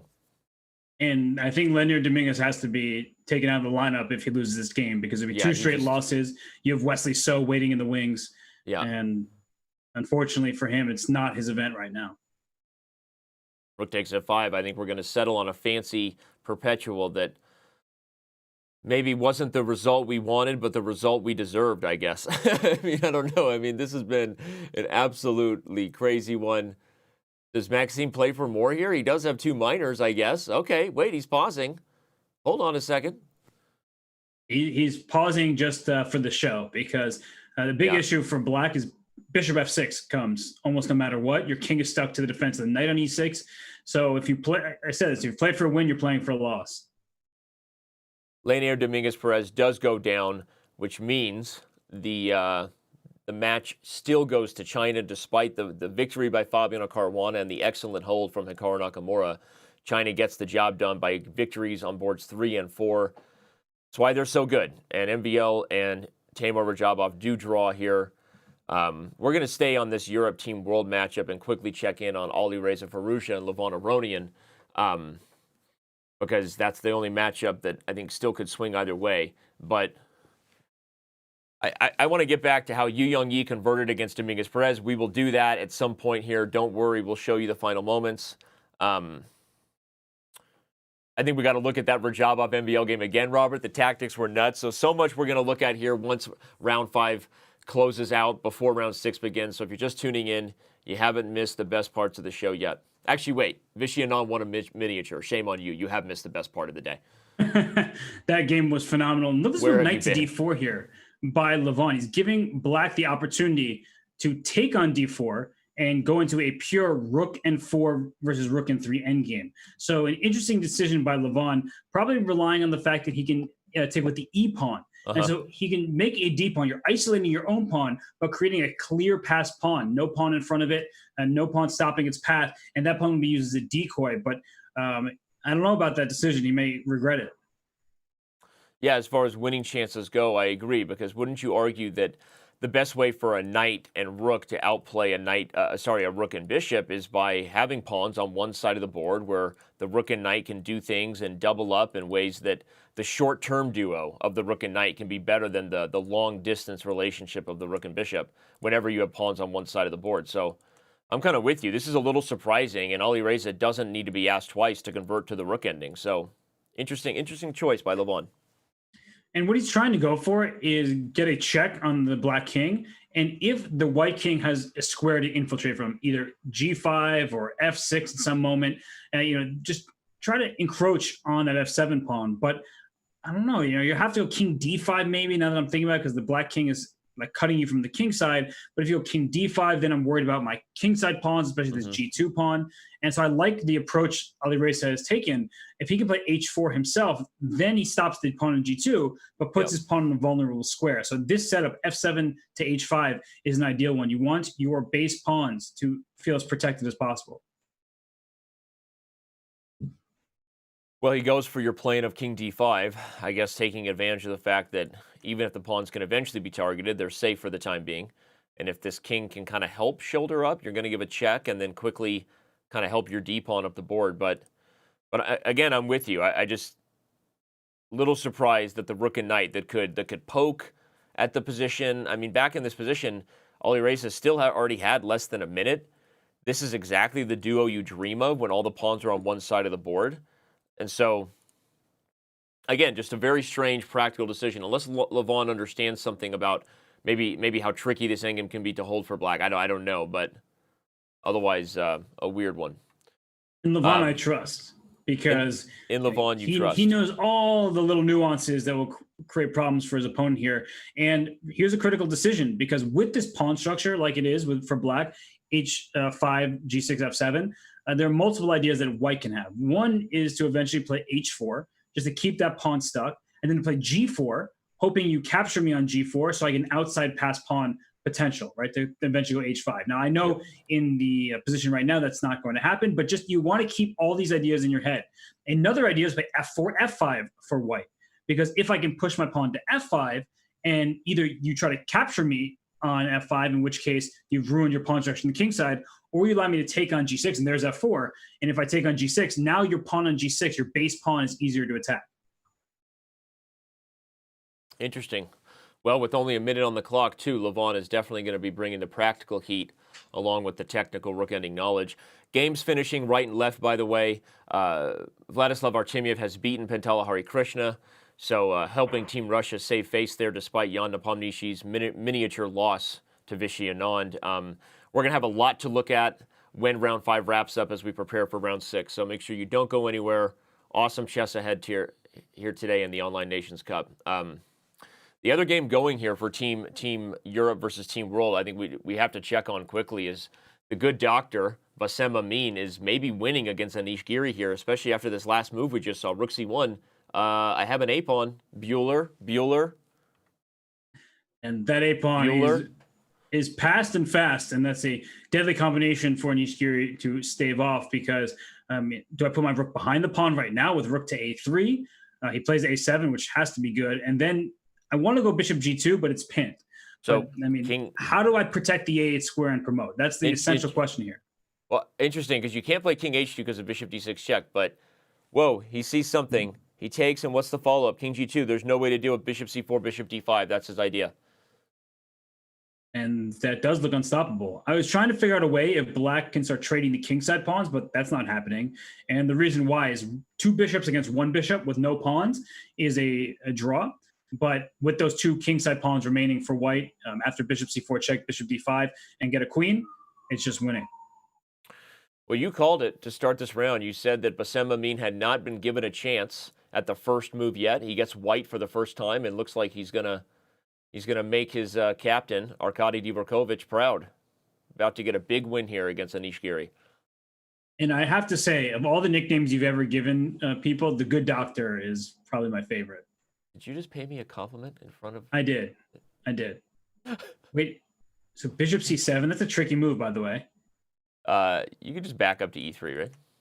And right, it looks like a free bishop, but then after rook takes a7, it's a rook against 2 minor pieces with just 2 pawns remaining. That's not good, so he goes bishop d4. Okay, but now he'll trade. Oh, no, but then rook a7. Oh, he just takes a1, I forgot. Okay. Anish shakes his head there. A frustrating loss for Anish Giri, and will it be a loss that defines Team Europe's day? Because if Ali Reza can hold this position against Levon Aronian, then the rest of the world gets a much, much needed... It'll be a tied match, I guess, at that point. Yes, and... Yeah. Right now, d5 check. You couldn't take that pawn. It's a very instructive point there, that it looked like it was giving a free pawn to black, but if you went rook takes d5 and rook b6 check, distracting your king, and my king gets in first, winning all the pawns. So the king backs up. Levon may save the day here for Team Europe, despite Anish's struggles. If he gets this victory, they still keep pace with China. China has already won earlier. They extend their lead over Team USA, who was tied for second with Europe coming in. Despite some good play by the top couple boards, Dominguez Perez continues to struggle, and Ho Yifan beat Irina Krush. So that's the quick TLDR of what happened in that other match. India and Russia, we got some games we got to check out that we never got to. But really, this is where the focus needs to be. It's the only game currently still going in this round. And nice play there by Firouzja, giving a check and then putting the rook on a3, because that pawn on g3 now can't be protected. Levon, without going passive, Levon goes rook e6 to give up g3 for f6.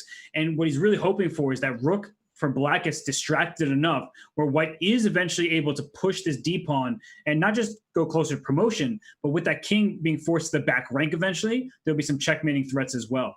And so I like what Levon's doing here. And now is a critical moment for Ali Reza. I mean, I feel like my intuition here tells me that this position should be holdable. It just looks like one of those end games where with proper play, with precise defense here, it should be a draw. But even this first move doesn't feel that easy. Like, do you play rook f3? Do you play rook g4? Do you play rook to g1? King to d7? All these moves come to mind, and I'm not sure which of these moves is best. He goes rook to g1, which he's just trying to get behind the white king, give a bunch of checks. But maybe that king can just king c5 and dart closer to the king side, because the g6 pawn requires the rook's defense. Well, it requires the defense unless you can move the rook with check, right? So one of the irritating things is, where's the safe path? King c5, check. King d4, check. The king goes to the e file, check. You're backing up, and if you get too far, well, then maybe I go back to g1 or I go get the d pawn. I wonder what the end game is here. Sorry to use an inappropriate pun there, but how do you create threats when this black rook is going to check you and your king has nowhere to hide? Yeah, you're bringing my king close to the king side, and at some point, I guess Levon will try to give up his d pawn for the king side pawns. And even there, with the split pawns on the king side, h and f, if you have rook, h and f versus rook, oftentimes there still is a theoretical draw to be had. It's not easy, but it's possible. So, and it depends on where the king is. The king needs to be on the short side of the f pawn in those cases. Right. And Danny, by the way, I haven't really been looking at the clocks here, but Alireza, not very much time to defend his endgame. We're being told both by YouTube and Chess TV chat specifically that there was a mouse slip in the game, actually, and that's why Pentala Hari Krishna ultimately lost to Vladislav Artemiev. So we get the message. You can stop spamming it now. Obviously, we will take a look at that game along with all the others that didn't get as much attention as they deserve. So anyway, crazy if that's actually the case, Robert, if Hari lost a game because of a mouse slip. So I like this move, rook a6, because it answers my question. I was pointing out that the king, if it starts to come over, has no future to hide. So what does this move, rook a6, do? It opens up the square that this king can actually dart to. This is super tough now. I think Alireza with no time is going to be in big trouble after this rook a6 move. Yeah, and that's the critical thing is he doesn't have the time. He's a great bullet player. He's a great blitz player. But Levon Aronian, is great in all time controls. And when you have an extra pawn and you have that experience, this is where experience really pays off. Levon been playing top-level chess for so long. He knows how to just work his advantages here. Now the king's going into f6, and down goes g6. Okay, rook g1, saving that. But you do have king g7 even, I think. And then rook g4. Rook g4, you get both pawns before I can get anything. So Levon pauses. This is key right here. Maybe rook e6 is a move, because then rook g4 could be met by king e5. And if you trade h for g, I think there the f and d pawns might be too much. I think you're onto something here. If black were to move, and let's say you give a free move to black with rook g4, right? Then white plays king e5, and that's the bad thing about having a rook on g4 is you can't check my king off of e5. So maybe some kind of waiting move is good for white to give up this pawn, maybe get a check on the 7th rank and go for a direct checkmate attack as well. That as well. Yeah, I was showing the idea of trading h for g, but yeah, I think a waiting move is going to be in store here for Levon. Will it be a move like rook b6 or a move like rook e6? I think there's other advantages to the rook coming to the e file, Robert, is you can go to e4 in some positions, which if you trade h for g, now the f file is really important because the rook actually keeps the king off from the e4 square. So interesting positions right here. And it just feels like there's enough tricks that Levon is going to swindle the youngster. I agree. And I think actually from black's point of view, you don't put your rook on g4. You leave it on g2 or g3 so that when the king does come to e5, I have a check from behind, because I cannot allow your king to e5 without checking it off. It just feels like that would be the winning position for white. So a move like rook to g. Let's say you play rook b6. I think then black should play rook to g2 and just sort of wait. So maybe my idea of rook e6 and rook e4 is a slightly better way to wait. But no, if we go this way, then king d6. Yes.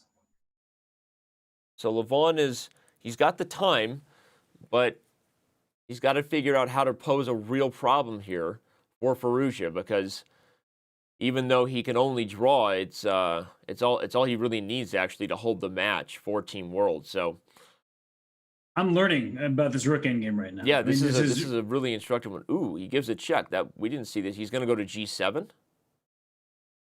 Okay, but king d6, rook g7, and then can't you then play rook g4? And yeah, because if take g6 takes f4, you go to g5, you win the h pawn, but if the d pawn falls, this king is in theory close enough to draw. That's a theoretically drawn ending. If the king is not cut all the way to the bishop's file, a corner pawn is not enough. So I'm surprised by this. Unless there's some other... Yeah, he wants king d5 so he can play f5 as well, right? Or just rook takes g6 immediately. So king d5 taking a free pawn is not the right move, and that's why he played rook g4. But now rook f4 is forced. Wait. Yeah, rook f4, the point is that king g5 check. There's king e5, and after rook e6 check, I take on d5. Oh, you take on d5, and if takes f4 takes e6. What a tricky position. Rook f4, king g5, king e5, rook e6, king takes, trade, and it's a draw because it's a corner pawn. So king g5, king check, king e5, d6 should be played. D6. Just to try it. Yep, d6 here. And then rook d4, I guess. Just get the rook behind that passed pawn. Well, actually, you can also play rook. It's so hard to calculate this. I mean, this is... Yeah. Again, the endgame we talked about, if you just trade h for d here with no other tricks as white, should be a draw because you typically need the king cut off all the way to the bishop's file to have a chance with the h-pawn. Otherwise, the king has enough time to get back. And obviously, we can't go into a rook ending lecture right now, but that's just the quick snapshot evaluation of that endgame. So Levon needs something better than just trading d for h here. Okay, and he goes d6. And rook d4 played instantly by Alireza. So king takes h5 will be met by king f5, just trying to keep your king shut out from the center of the board, and also your king's in front of your passed pawn. But being placed on h5 in front of h4, you can't promote the pawn like you would like to. And the rook on g6 tied down to the protection of the d6 pawn. I don't know. Somehow it feels like maybe white can maneuver out of this. Yeah, but I don't see how to do it yet, but it feels like a swindle is imminent, and it's not just because we're talking about Levon Aronian. If you're one of the nearly 20,000 just tuning in, this is the last game going here in round 5 of the Online Nations Cup. Alireza Firouzja must hold this for Team World not to lose the match. And he's been under a minute for a very long time. So regardless of the result here, he's defended admirably, but we don't get medals for second place, right? This isn't T-ball. No, it's not. Whoa, he just gave h4 with check? He does. He's switching to the D pawn as the last hope. And, he's desperately, hoping that Alireza makes a blunder here, and then the king can run over to the defense of the D pawn and push it, right? Because that king wants to wrap around. But I don't think you're anywhere close to being in time. Just king e5 probably can be played. King there, king f7. Oh, no, he goes, whoa, he swings over. Rook h6. What's the trick? He's got something here. This is awkward because the king draws these endgames easily when the king is in front of the pawn, everybody. So there is a unique opportunity to win because of the awkwardness of the black king. Uh-oh. And now it's over. Yeah, he's losing on time. And give it. Rook h8 doesn't work because of the check. So Levon has rook f6. Cut the king off. Rook f6. You cut the king on the f file, and if check on the 7th rank, you have rook f7 winning. And Levon knows it. He just did his Levon roll up the sleeve. Lean back right there. Go on, brush your shoulder off. Chess gangster. And I guess same idea. If rook a7 checked, there's rook e7. Yeah, rook e7, same thing. He's going to convert, and Alireza giving a bit of the smile where he knows he got swindled. We recognize that. He's frustrated, takes a peek at the camera. That is a hard lesson learned for Team World right there. And we're going to have to break this down and show where Firouzja had the draw. We're going to do that for sure. So if you're just tuning in, don't go anywhere. Lots of chess to cover here in between rounds 5 and 6. Crazy. And Firouzja makes a move with 2 seconds on the clock. But after rook h4, you just move your rook down the e-file, even rook e1. We've got a bridge set up now. The king's been cut off. The rook is on the e-file. You can check me, but I'm just going to dance over here and hide until my pawn can rush up the board. Yep, he finds it. Rook e1, and it's over.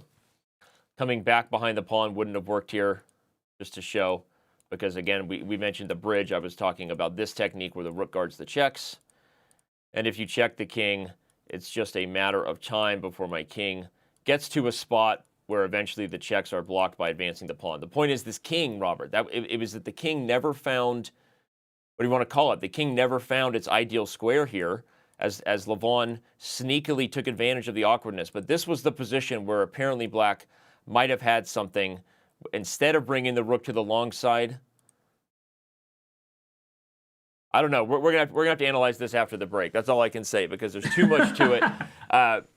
I was trying to give you guys a quick takeaway, but instead I'm going to tease you with the fact that we have to look at this game here between Levon Aronian and Alireza Firouzja. Apparently, Pantala Hari Krishna mouse slips his way to India, not getting that match victory they needed. They have not won a match yet in this event. Vishy Anand gets a miniature, brilliant victory over Jan Nepomniachtchi, but it's not enough.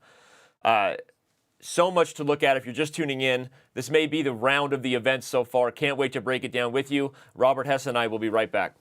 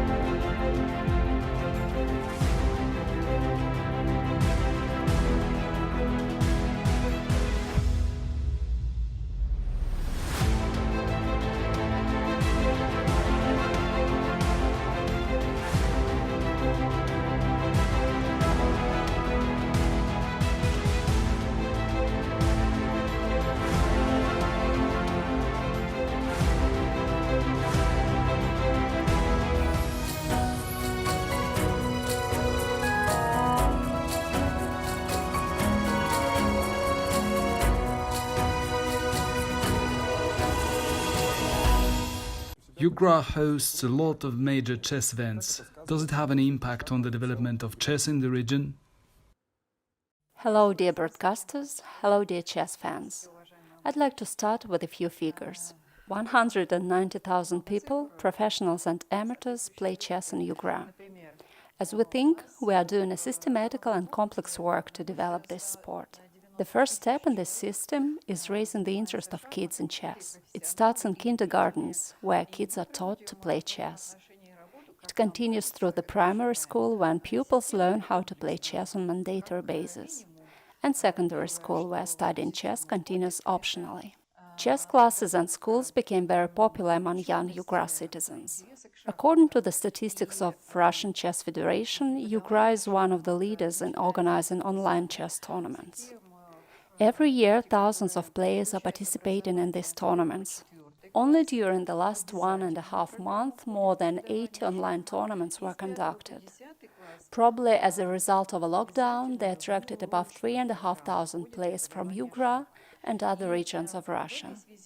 That is why we have supported the idea to conduct the online Nations Cup without hesitation. It seems to me that this approach brings some dividends. For example, on Chess Olympia 2018, Team Russia included 2 players from Ukraine, Dmitry Yakovenko and Olga Gira. The popularization of chess on amateur level is the basis of success on professional level. I'm sure that next year the chess world will have a chance to appreciate the atmosphere of Ukraine. It will see the modern region with hospitable people, rich traditions, bright nature, and big chess potential. This year, Khanty-Mansiysk was going to host Chess Olympiad. However, due to the coronavirus shutdown, it was postponed to 2021, like many other major sport events. What was the reaction of Ukraine when it was announced? First of all, we think that there were no other options for FIDE, mostly because most of the countries have their borders locked and people cannot travel abroad freely. So this was the right and the only possible decision. Chess Olympiad, which was going to take place in Khanty-Mansiysk and Moscow this summer, was a much anticipated event for the region. We will use this extra time for good and will prepare better. And our players will become stronger and even more professional. For the first time in the history of chess, the competition for disabled will take place as part of the Chess Olympiad. What is so peculiar about this type of events? For the first time, the 44th World Chess Olympiad will be split between 2 cities, Moscow and Khanty-Mansiysk. The event will include a new tournament, the Competition for Disabled, which will be held in Ukraine capital. National teams of deaf, visually impaired and physically challenged players will be competing at this tournament. Organizing events for such people requires even higher standards than usual. It is highly important to create comfortable conditions for all the participants, in the playing hall, hotel rooms, in any part of the city. For this tournament, Ukraine has already bought some special equipment. For example, chess boards for visually impaired players. For the first time in the history of Chess Olympiads, we are going to use sign language interpretation of online broadcasts. Visual description specialists will assist blind players. These people will describe to the athletes key visual elements both on a chessboard and outside it. Visually impaired chess players say that this makes playing even more interesting. By the way, visual description specialist is a very rare profession. There are less than 100 of them in Russia. As we think, the first such specialist in our country was Vera Fevralskih from Surgut, Ukraine. To make the participants feel comfortable outside the playing venue, volunteers will assist them with communication, going around the city, all other issues like saying what is lying on the shelves of a supermarket or describing the surrounding landscape. We suppose Ukraine has a big experience in hosting various competitions for handicapped athletes. Among them are IPC Biathlon and Cross-Country Skiing World Championships in 2011, the Winter Deaflympics in 2015 and the National Spartakiad for the Disabled in 2017. I'm sure that this tournament for disabled will also be conducted on the high level and all the participants will be satisfied with the conditions provided. Are you following the games of the online Nations Cup? Who are you rooting for? As a chess organizer, I want to see interesting and bright games in which the strongest wins. Still, as a Russian, of course, I am rooting for our national team, particularly because our local player Olga Gira, representing Ukraine chess, is a part of it. One way or another, during all those years, Ukraine was hosting various major chess events, and we had a chance to watch the games of almost all the participants of the online Nations Cup. So I wish all of them luck, inspiration, fresh ideas, and interesting games. Your audience is very lucky to watch them.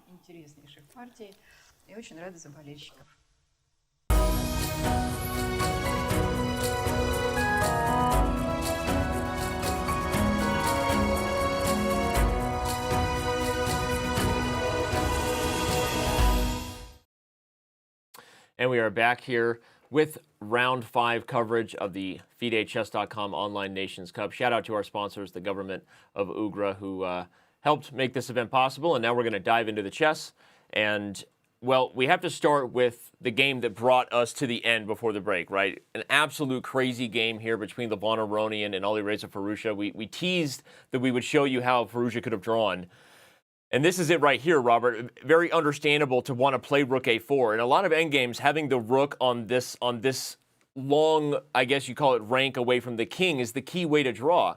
But in this position, it was the blunder, and we'll remind you of why. Rook h1, or actually any move that tries to come behind the pawn, would have drawn the game. And the key is d7. The pawn just gets corralled. And because the rook is still on this file, this is the difference between what was played in the game. The white king cannot come any closer due to rook h7, and the trade leads to an easy draw. So right here is where Firouzja could have had the improvement, Robert. Yeah, and he was showing great defense throughout that. And there was one opportunity where Levon Aronian probably could have seized the full point, but you have to give credit to both players. Levon for creating all of the possible tricks in the position for Alireza in time trouble to fall for, and then Alireza for putting up tremendous resistance, considering he barely had any time on the clock. And you mentioned, of course, that Levon was winning as well. So we surely have to mention that, because even though Firouzja missed the draw, you could argue it was tricky enough, very difficult to hold, and Levon himself could have had a win here. You pointed it out to me at the break, so I'll let you take the lead. A really surprising kind of intermezzo. This move, rook g5 check, faces black with a very tough decision. Yeah, because rook g5 check forces the black king away, and it helps the white king as well. Because when you play rook to g5, then you say you go king f6. I have this very fancy move, rook to g4. And the point is, you cannot take on d6, because then I throw in rook g6 check, trade rooks on d6, and you say, wait, but you have an h-pawn. But my king shoulders yours out of the corner too quickly. My h-pawn becomes a queen. So this rook g5 check move was actually winning for Levon, and it's an understandable miss, but he had an opportunity there. Yeah, and if the king goes to e6, a key point is along the same ideas. Moves like rook g8 are really cool to show that the pawn is actually not capturable by either piece. If you take with the king, you skewer them, trade, and once again, the h-pawn marches home. And if you take with the rook, we're right back at the idea you already highlighted, which is a check on the 6th rank. So funnily enough, Levon here plays a blunder himself. King h6 actually hands the draw back to Firouzja, but only if Firouzja finds the right idea of coming behind the pawn. He does not, and that allows rook h6 and eventually allows the white king to come closer without this check over here that black sorely needs. So, wow, just a fascinating rook. And you and I learned something, as we were saying throughout, that this was a really tricky hold, especially under a minute for Firouzja. But Levon gets the win, and Team Europe stays pace in second place right now behind China with Levon's W there. The other games to look. Sorry, go ahead. No, I was going to say it's essential for their chances because, especially as Team USA lost to Team China, it allows Europe to go clear second and 2 points, one full match victory ahead of both Russia and USA, who are chasing them. Well, you mentioned Team USA's loss to China, and really it was this game here that unfortunately was the deciding factor. Dominguez, to his credit, Lanier had defended a bad position for a while, but the time pressure and the difficulties that Yu Youngyi faced for him eventually catch up. The problem in this position is the threat of rook b1, but the crazy idea, the crazy blunder played here, rook a1 seems natural, Robert, but once the rook is committed, now black wins with the move rook to c8, and there's no way to stop rook c1, which is even worse because it forks pieces on the back rank. White's only chance to continue to hold was the move king to f1. And one forcing line goes like this. The point is that while black is better in a line like this, white will actually hold the d pawn and at least have drawing chances in the rook ending here if he had found this king f1. Yeah, it's clear that Leonard Dominguez, 2 games in a row with the white pieces. He lost to Levon Aronian, now to Yu Yang. It's not his event right now. He needs to, I mean, I'm assuming he's going to be sitting this round and Wesley So will take his place. Yeah, it's been tough. We know Lanier, a very good rapid player and blitz player, but right now struggling for Team USA. Not struggling for Team USA. You mentioned maybe the MVP so far is Fabiano Caruana. Maybe Levon Aronian can make a case after him just continuing to rattle off victories. That's his 3rd in a row, by the way, after this morning. But Fabiano converts this game in many ways. He makes it look easy because Wang Hao just I don't know what was going on here. Just didn't quite find himself. H5 just really doesn't make a lot of sense in hindsight at all. It's the most inexplicable move of the round, perhaps, because White's position is worse in pretty every way imaginable, but there's no clear breakthrough, and it's not fun to sit passively, just shuffle pieces and wait for potentially your inevitable demise in the position. So he plays h5, but that allowed black to crash through immediately with a lovely exchange sacrifice that we were seeing in advance, and it actually was a very quick and swift and just straightforward win for black. Quick, swift, straightforward, decisive. Let's think of more ways we can say that. No, it's really true. The queen is threatening checkmate, so running away was the only option. But unfortunately, now the knight takes c2 as the queen is just having to defend too many things, like g3 and the c-pawn. Fabiano just makes very quick work. Kind of a weird way to end the game. There are other winning moves too, but coming back to b4 and highlighting that you can't guard d3, what a difficult move to deal with. Moves like queen h3 are just met by knight takes d3 anyway because of queen g2 check crashing through, and a million ways to win here. So, wow. Team USA, again, they get good results from their top 2 boards, Nakamura, Caruana. Unfortunately, as you can see from the standings, losing to Team China has landed them now in a tie for 3rd place, and Team Europe is in 2nd place. But let's continue with a couple more games we didn't get to look at. The game that went viral in chat, Robert, while you and I were doing our thing talking about Firouzja's rook ending with Aronian, was this one between Artemiev and Hari Krishna, and they were right, sadly. What a heartbreaking game.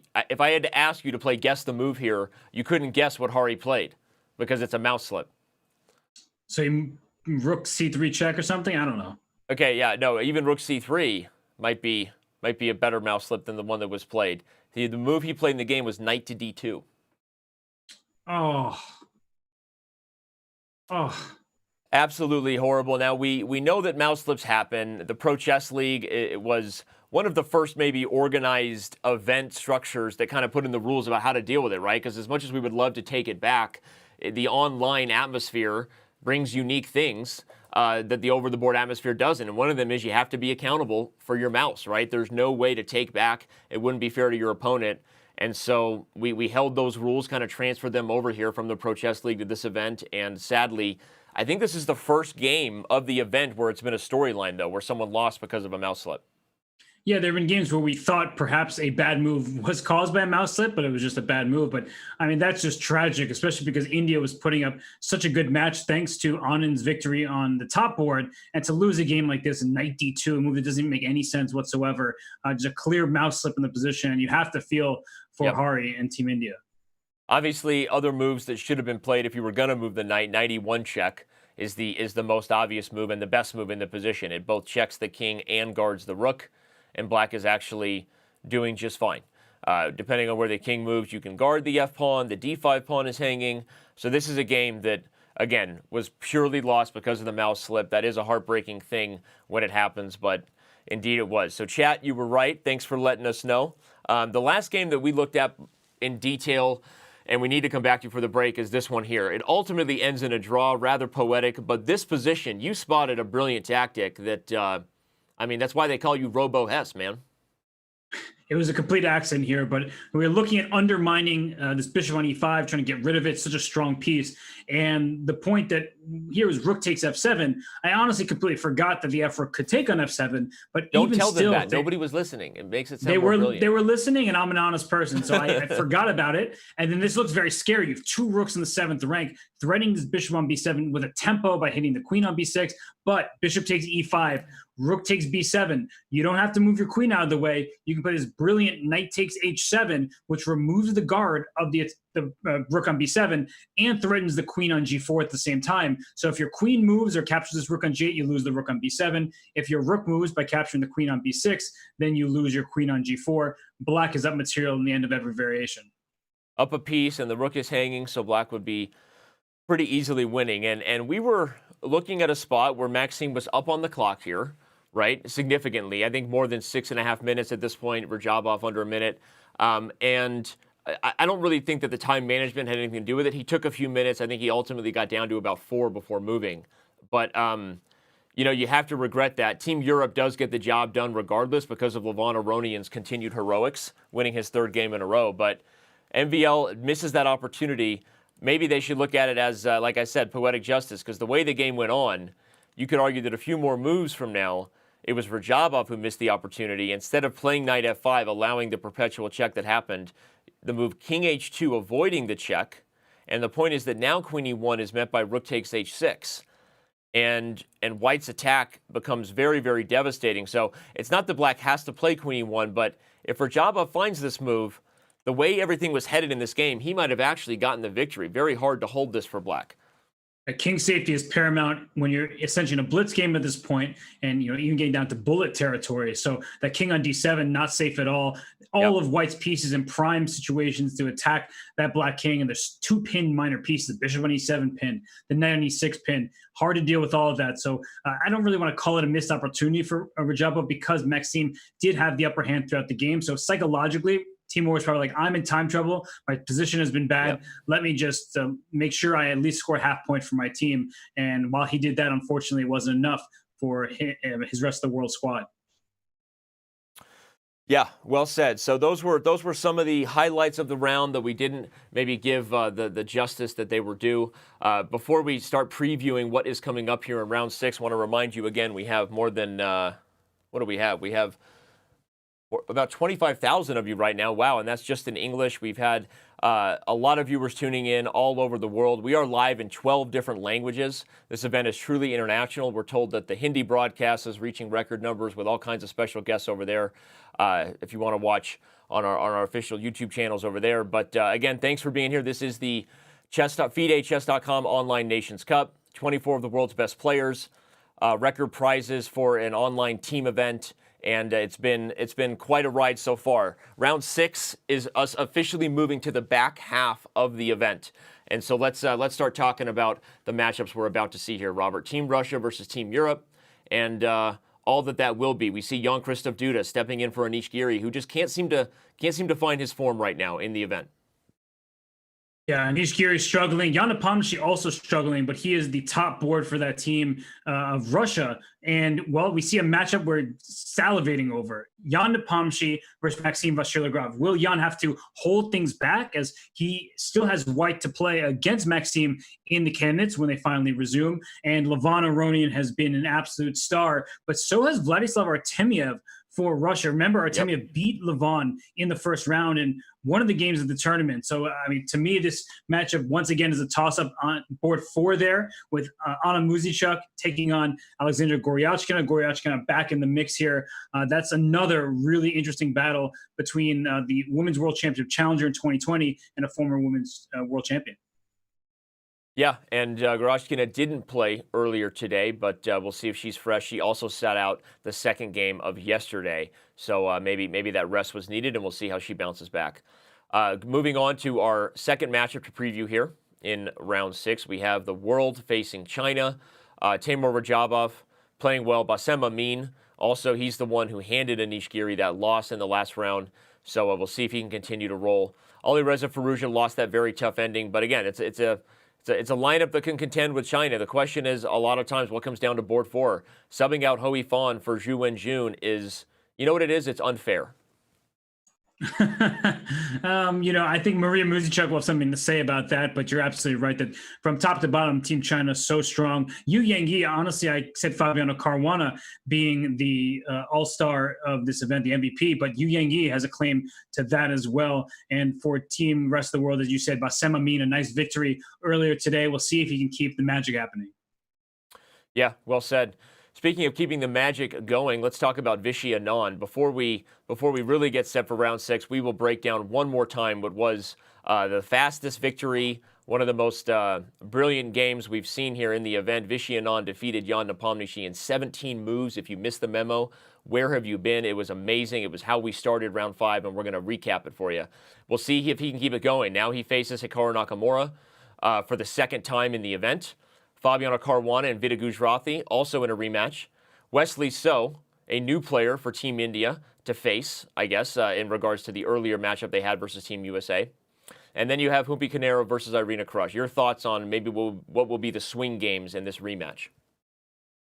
We'll see what kind of form Vida Gujrathi's in today, because so far an 0-3 start, not looking good, not playing his best chess, but it's a new day. It's the second half of the tournament. Team India had a great matchup earlier today, and unfortunately that mouse slip, and maybe that's why Hari Krishna's out of the lineup, is not even because he's playing badly. He's playing extremely good chess, but he must be just devastated, absolutely gutted over that mouse slip that cost his team a match victory. So I do look to see how Vidit will play on board 2 against Fabiano Caruana.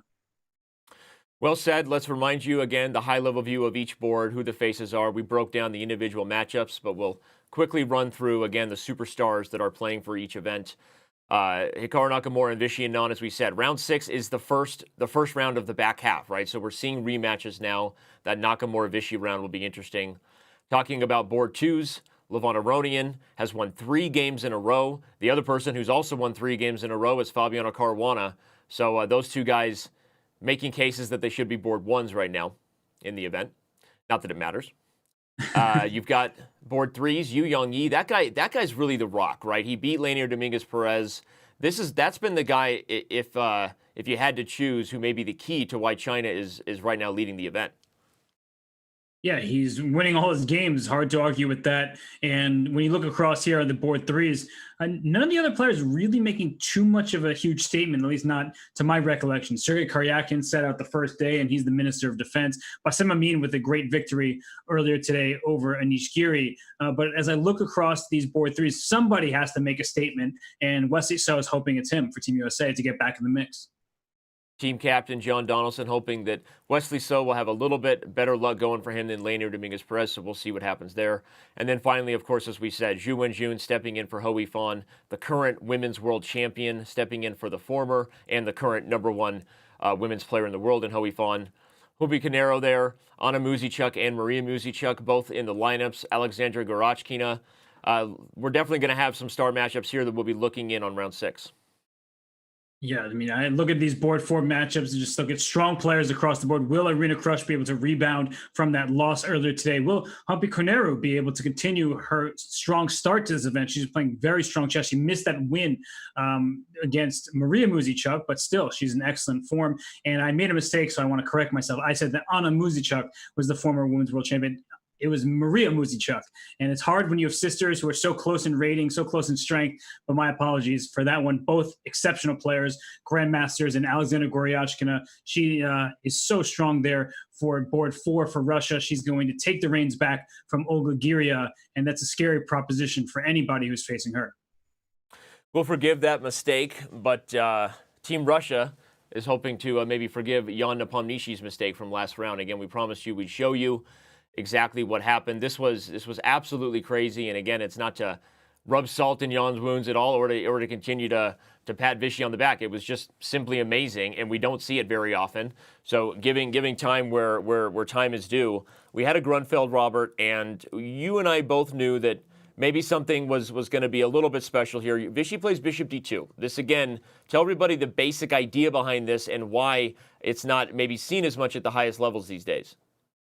Yeah, because bishop d2 is played so that you can recapture on c3 with the bishop and exchange eventually black's fianchetto bishop. That bishop on the king side is vital to the safety of the king once it castles that way. And it's exactly what happened in the game, because as we see the moves happen here, the bishops get traded in the very near future. And that is exactly why black ended up losing. It was an oversight by Jan Nepomniachtchi, but because he didn't have this dark square bishop, his king fell victim to a quick attack. And he does play the game the way Vichy, who joined us quickly, if you missed it, you can back up and watch, said that the position is playable for black. Obviously, these are kind of traditional, normal ideas.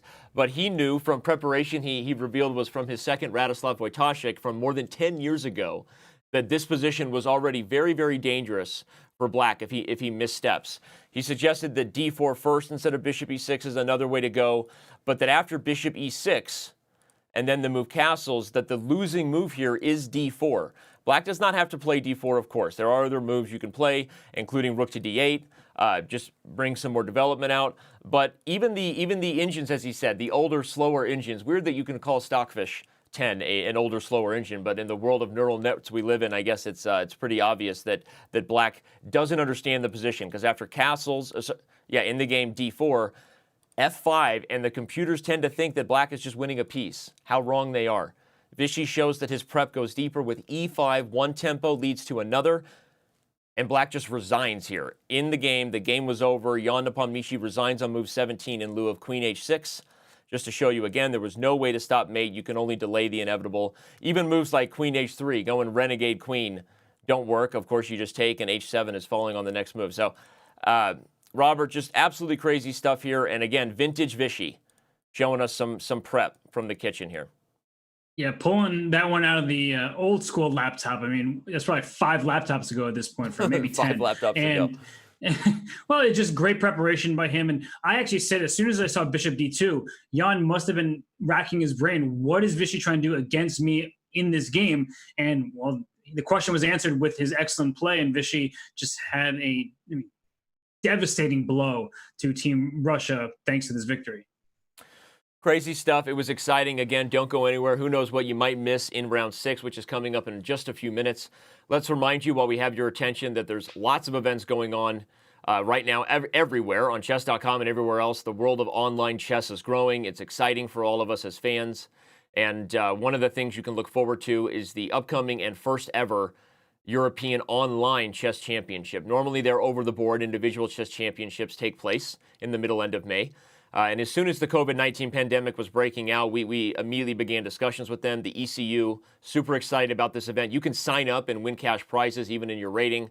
We don't hold events like that very often. I think it's actually only the second ever event that there has been an opportunity to pay an entry and win a cash prize, behind the Fisher Random World Chess Championship last year. So if you're into it, sign up and play. Title players, of course, have been experiencing some of the benefits of increased events here, not just the world's elite, playing in events like this and the Magnus Invitational and many more to come. But every title player now gets a weekly chance at a big prize. Normally just once a month. We have moved the Title Tuesday to being a once a week, every Tuesday affair, and the world's best have been taking advantage of it. Robert and I are going to take advantage of an opportunity for a break before round 6 grabs all our attention. Robert likes to get his snacks, refresh his makeup before we dive in. I'm going to let him have the opportunity to do so. Robert, go get your hair did, and we'll be right back.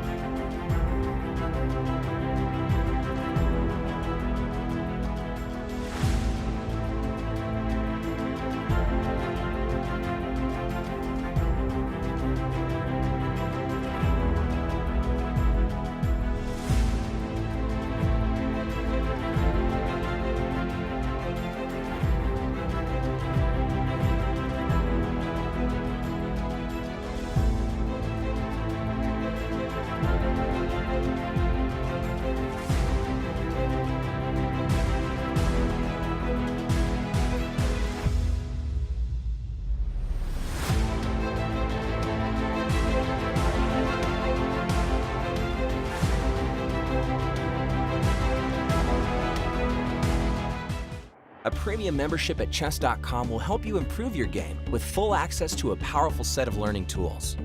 Unlimited tactics let you practice like a master, with more than 50,000 puzzles to challenge you at every level. Our library of interactive chess lessons, created by master coaches, will enhance every aspect of your game. And after each game you play, the computer analysis feature will give you feedback on every move you played, turning every game into a chance to learn. And that's not all. Premium benefits also include unlimited tournaments, video lessons, the Opening Explorer, and much, much more. Upgrade now to take your game to the next level.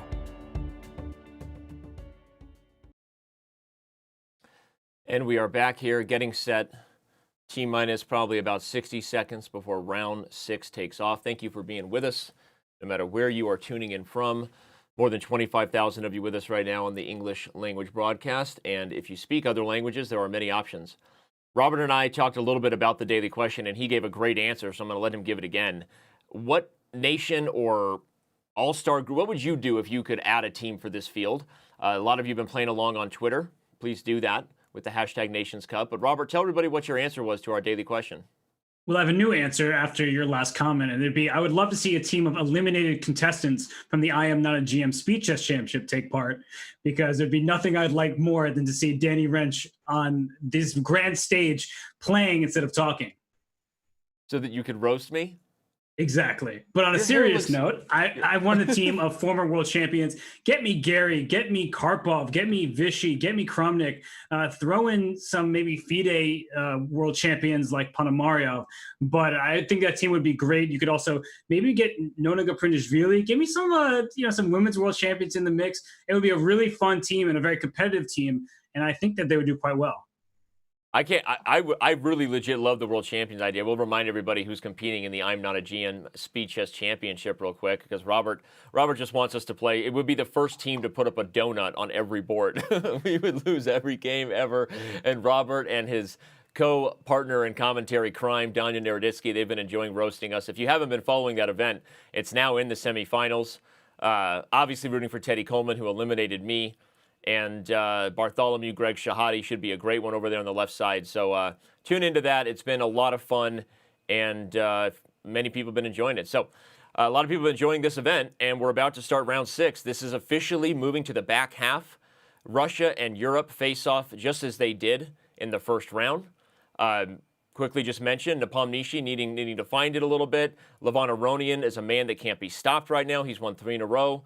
We'll see what that gives us. Team World versus Team China, also a rematch of what we had in the first round, and a rematch of the World Cup, by the way, in Rajabov and Ding Liren, who didn't play in the first round for China. So now we have, for the first time, Robert, a World Cup rematch there. We do, and it's going to be a fun one between Rajabov and Ding Liren. Rajabov, not playing in the candidates. We can harp on this all day, but I am interested to see in this battle. And of course, Ali Reza Firouzja, anytime he plays, the world watches. And then, of course, we have Team USA taking on Team India. They lost to China, speaking of Team USA, in round 5 earlier today. Team India got a great victory from their leader and co-captain / player there, Vishy Anand, but it wasn't enough to get their much-needed first match victory. They only tied Team Russia. So the games are underway. Again, you can go over to chess.com/live. You can also go to go.chess.com/ONCgames. So if you're watching this right now on YouTube, on Twitch, on Mixer, on Periscope, all the different places you can tune in, go to go.chess.com/ONCgames, and you will be taken immediately to following the action. So, Robert, we have a Caro-Kann here. If you see something else you like, you can yell. But now I'm gonna let you take the wheel here and drive us through, because there's so many games just starting out. So it's probably good to go through as many as possible, so we don't forget them later. I think this one is interesting just to at least pause on the storyline, in the sense that, remember, when MVL and Jan played earlier in this event, it was not a true potential candidates preview, because MVL got the same color he's already played Jan with, right? He beat Jan at the candidates on the white side of a French. Here, Jan is playing white, which he will get against MVL whenever the FIDE candidates tournament resumes. So chances this is a bit of a preview of an opening we might see? I think that both players being cautious, as this is an important event to them both, but when it's the chance to play for the World Chess Championship, that's when you really want to play your novelties and unleash just a hidden idea. So I think that we're still in mainline theory, and both players are in well-trodden paths here. And I'm curious how this game will develop, but I think that we'll see a different plan in the candidates. Okay, well, it's already getting a little bit sharper. A Caro-Kann transpose into a French-style structure, but the bishop being outside the pawn chain. Normally, the thing that Robert and I hate about the French is that bad bishop. But what White has gotten in exchange for Black fixing that problem is a lead in development. The time it takes to do that is going to give White a bit of an edge there, so that's just a quick maybe preview of what this middle game will have in store. Other rematches going on this round, Hikaru Nakamura taking on Viswanathan Anand. They played in round 1 of this event, as well as Fabiano Caruana and Vidit Gujrathi. Again, I'm doing what you said to do, previewing that people can check out any game they want over at chess.com. We've got Karyakin and JKD, Jan Christoph Duda. We've got Wesley So and Adiban Bhaskaran. I could continue to do this, or I could stop if you see a game you want to look at. Well, I did want to go to the Vichy game against Hikaru, and not just because it's Hikaru and Vichy, but you look at this position, the pawn structure, it should remind you of an earlier game, and that was the game between Ding Liren and Viswanathan Anand, where we're joking about the pawn structure in that game, but remember that knight on h4 was captured there because White went g3. So we already are seeing a different approach by Hikaru, clearly studying the games from yesterday and saying, didn't amount to much for Ding Liren. Let me change the way this game will go, the trajectory of the game, retreating the knight instead. Yep. Yeah, we thought that Ding had chances there. Hikaru eventually showed up in chat and does what he does best, making fun of me for thinking that Ding Liren ever could win that game. So now he leads with his action and says, you know what, I don't think there was enough winning chances there. I made fun of Danny for a reason. I'm going to play a different line than Ding played to try to get different structure, a different game here with knight f3. So we'll see what Hikaru has in store to maybe work a different type of advantage against Anand here. And there's one more important point, because if you split the board in half, the 4-on-3 advantage for Black on the queen side is very useful in a situation like this, because look at that knight on b6. It wants to go to c4. And if you ever play b3 to either kick my knight or prevent it from going there, not only do I have the dark squares under my control, Black's the only one with a dark square bishop, but playing b3 allows a5, a4 to kind of open up the queen side for this rook on a8. It doesn't look like it's doing much just yet, but as that a file opens up, that rook is happy to be on its home square. Yeah.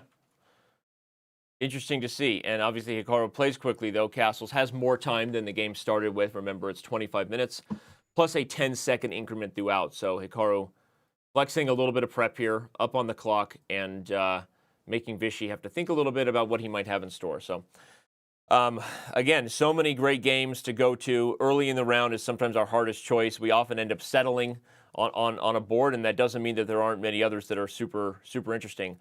I kind of want to look at the Rajabov Ding Liren World Cup rematch, if that's okay. We've got Team World here versus Team China, and we just had this move g4, which you know how I feel about moves like g4. It's what, if you look up my history on chess.com, when I play Blitz from my phone, this is what I play all the time. Like all the time is White. And it's very risky, because by playing with like g4, you might overextend on the king side and regret it later. But at the same time, there are multiple ideas for White. One is to play g5 and then to capture with the knight on g5 at some point, because you're hitting the bishop on h7. Your knight just looks a little bit more menacing.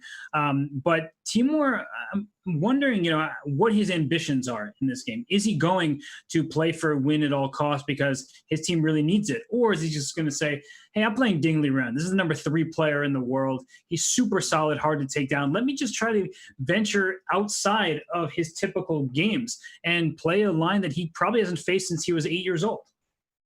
Yeah. I mean, again, and these guys have experience that is not necessarily very recent, but it is relevant in the sense that it's how Timur Rajabov grabbed the candidate spot, ultimately defeating Ding Liren at the World Cup.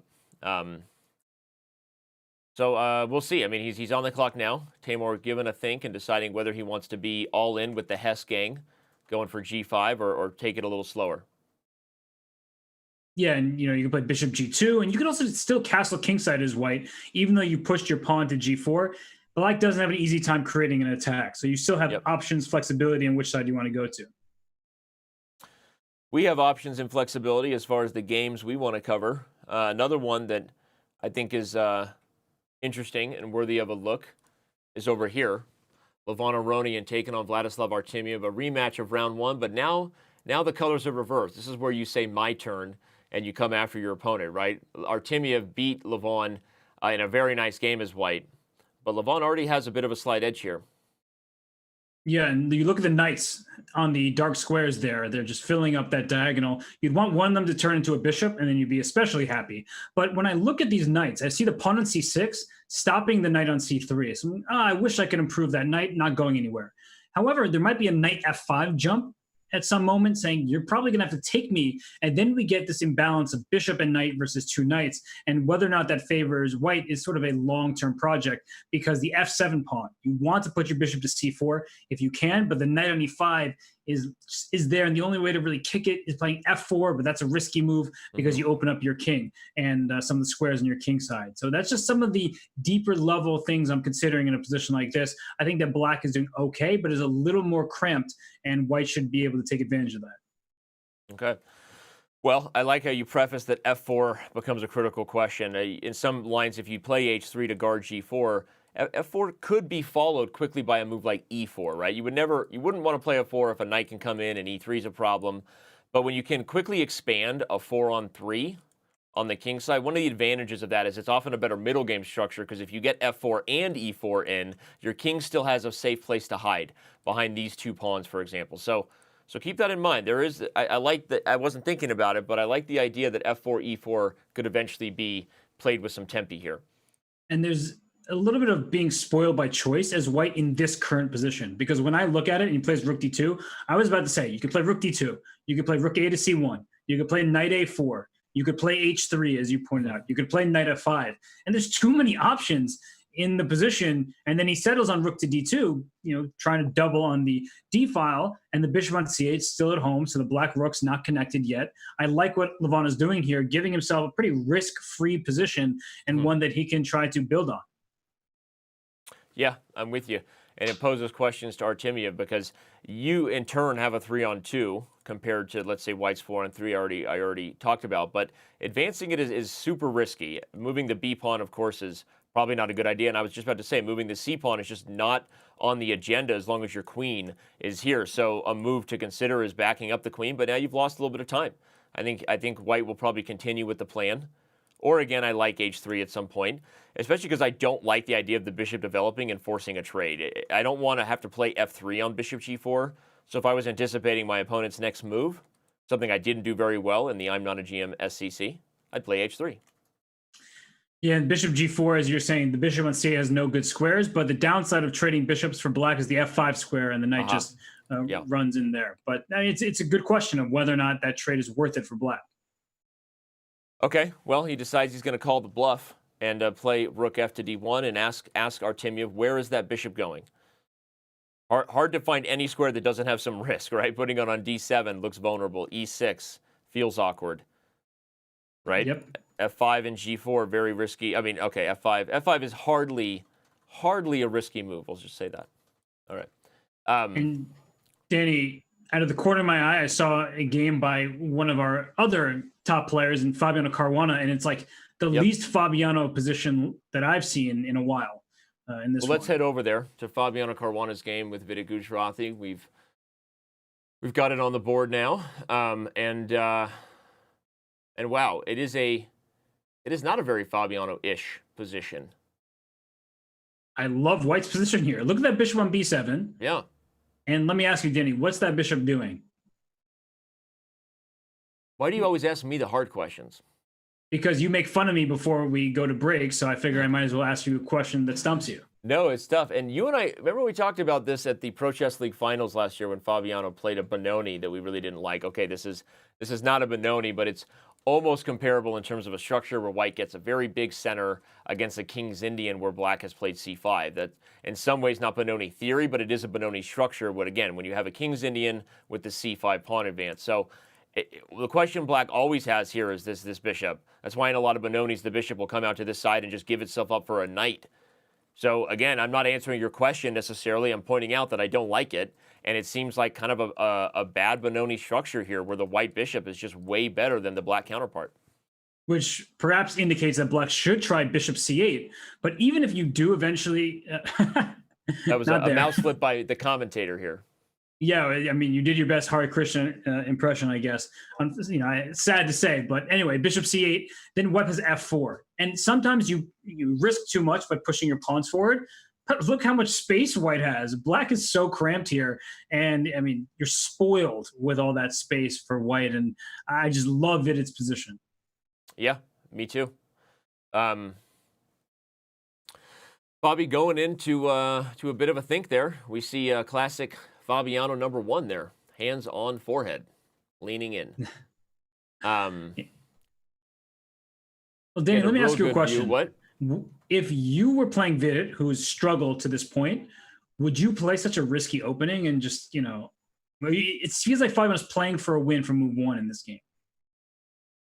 Yeah, I don't know. I mean, I agree that it seems super, super risky to give a player who's been just struggling and off form. And I don't know. I mean, we see some of the chat have said that Vidit, pointing out Vidit's struggles. I don't know that it's totally fair. He's playing on board 2 against a lot of the world's elite.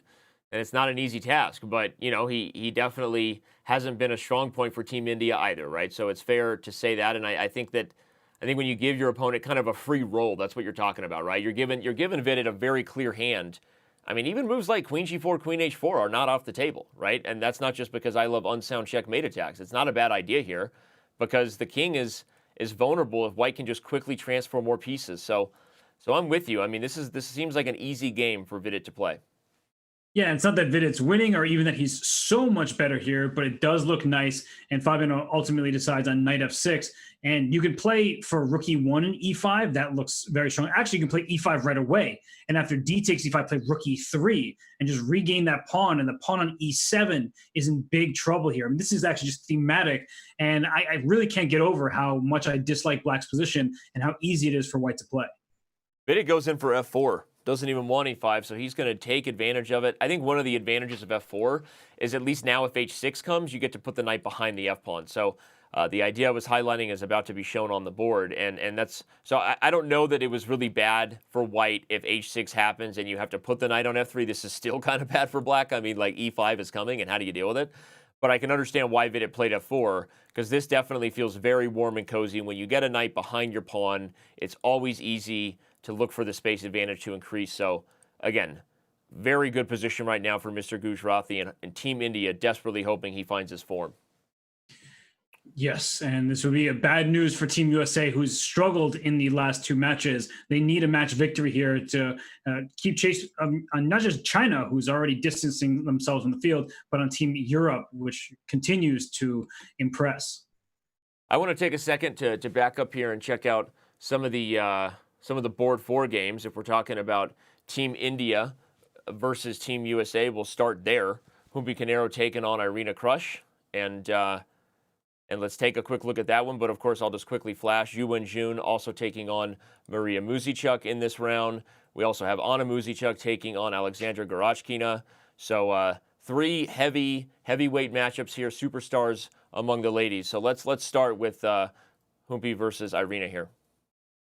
Okay, we see another isolated pawn position. We saw Hikaru Nakamura get that against Ding Liren, and unfortunately for him, he blundered his isolated pawn. And you can see in a position like this why that pawn is potentially weak. It's already under attack. The queen and knight are teaming up on it, but black's position is quite loose. Notice that the queen side, the pawn on b5, means that some of the squares behind it are exposed. So sometimes you take on f6 and put a bishop or a queen on e4, and you're aiming both ways. So the black king not being castled yet, I think, is actually an advantage for black, because otherwise bishop f6 would be devastating.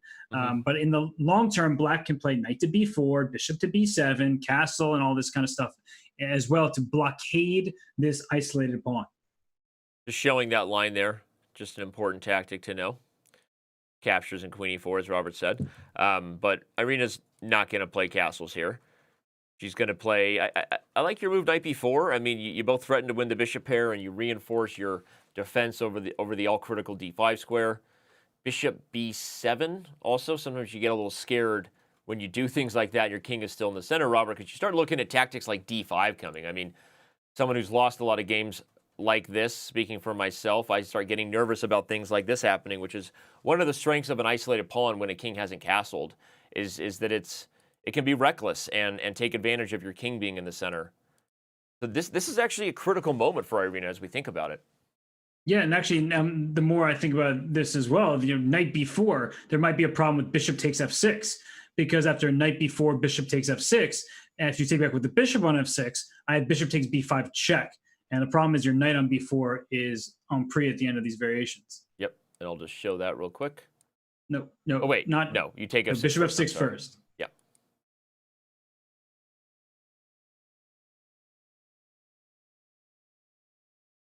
Okay. Well, this is one board 4 matchup that we wanted to touch on, USA versus India. Let's go to the Team Europe versus Team Russia matchup. Anna Muzychuk taking on Alexander Gorotchkina. Now you've got me confused over which Muzychuk was the former women's world champion. I know it was Maria, but it wasn't Anna, right? It was not Anna, no. I made the mistake. I apologize. I'm not sure. I'm legit a little confused. So you're forgiven. They have the same last name. They have a very similar rating. They're very strong chess players. So here we go. Anna Muzychuk, Alexander Gorotchkina. Gorotchkina challenged Zhu Wenjun for the women's world championship title in the last women's world championship match. And this position is a very tame position here. Yeah, we'll look at the knight on g6, right? The knight on g6 is not going anywhere because f4 is under white's control, e5 is under white's control, and so the knight on g6 is looking just a little bit iffy. What's its real purpose here? And white would love to return the favoring on knight g3, because from g3 you have the f5 square, which is a light square and one that black doesn't have under her control. But I think the problem, as always, when you play a move like knight to g3 is you're concerned about bishop takes g3 and giving yourself double pawns. And I still think that looks good for white, but it's a question that Anna Muzychuk will have to pose and figure out for herself. Yeah, normally you can play g3 when your pawn is still on h2 with a lot less worries. Knight g3, Danny. Knight g3. Maybe, I'm just going to take the mouse from you eventually. I was dealing with some production issues behind the scene, and I apologize for that. What I'm saying is not wrong. You could play g3 to try to overprotect f4 if your pawn was on h2 instead of h3, but you would never do that here. Right. Well, you could actually still do that. You could play g3, king g2, pawn h4. So maybe it's not a bad idea, but I was wanting to get my knight a little more active via g3 into f5. Okay. Well, black on the move here. One of the things you wonder in this structure is, are you trying to fix the queen side here with the knight on c6? Not ideally placed anymore against this center, right? e5, b4, these things are not great squares for the knight. Normally you see a pawn structure with a pawn either on c6 or c5. So I'm wondering when black will maybe start to relocate that knight, maybe to e7, to hold f5, or do you just leave the knight and just start challenging the e-file? Yeah, I mean, the point is that both black knights, right? Both of them are not doing too much. And I think the position is relatively level, but white should be better here just because of the superior placement of the pieces and already having a rook on e1, as you pointed out. So not too interesting, though, not the most fascinating game that we have. Well, let's jump over to the other board 4 matchup that we haven't touched on yet. Zhu Wenjun taking on Maria Muzychuk is a little bit spicier here.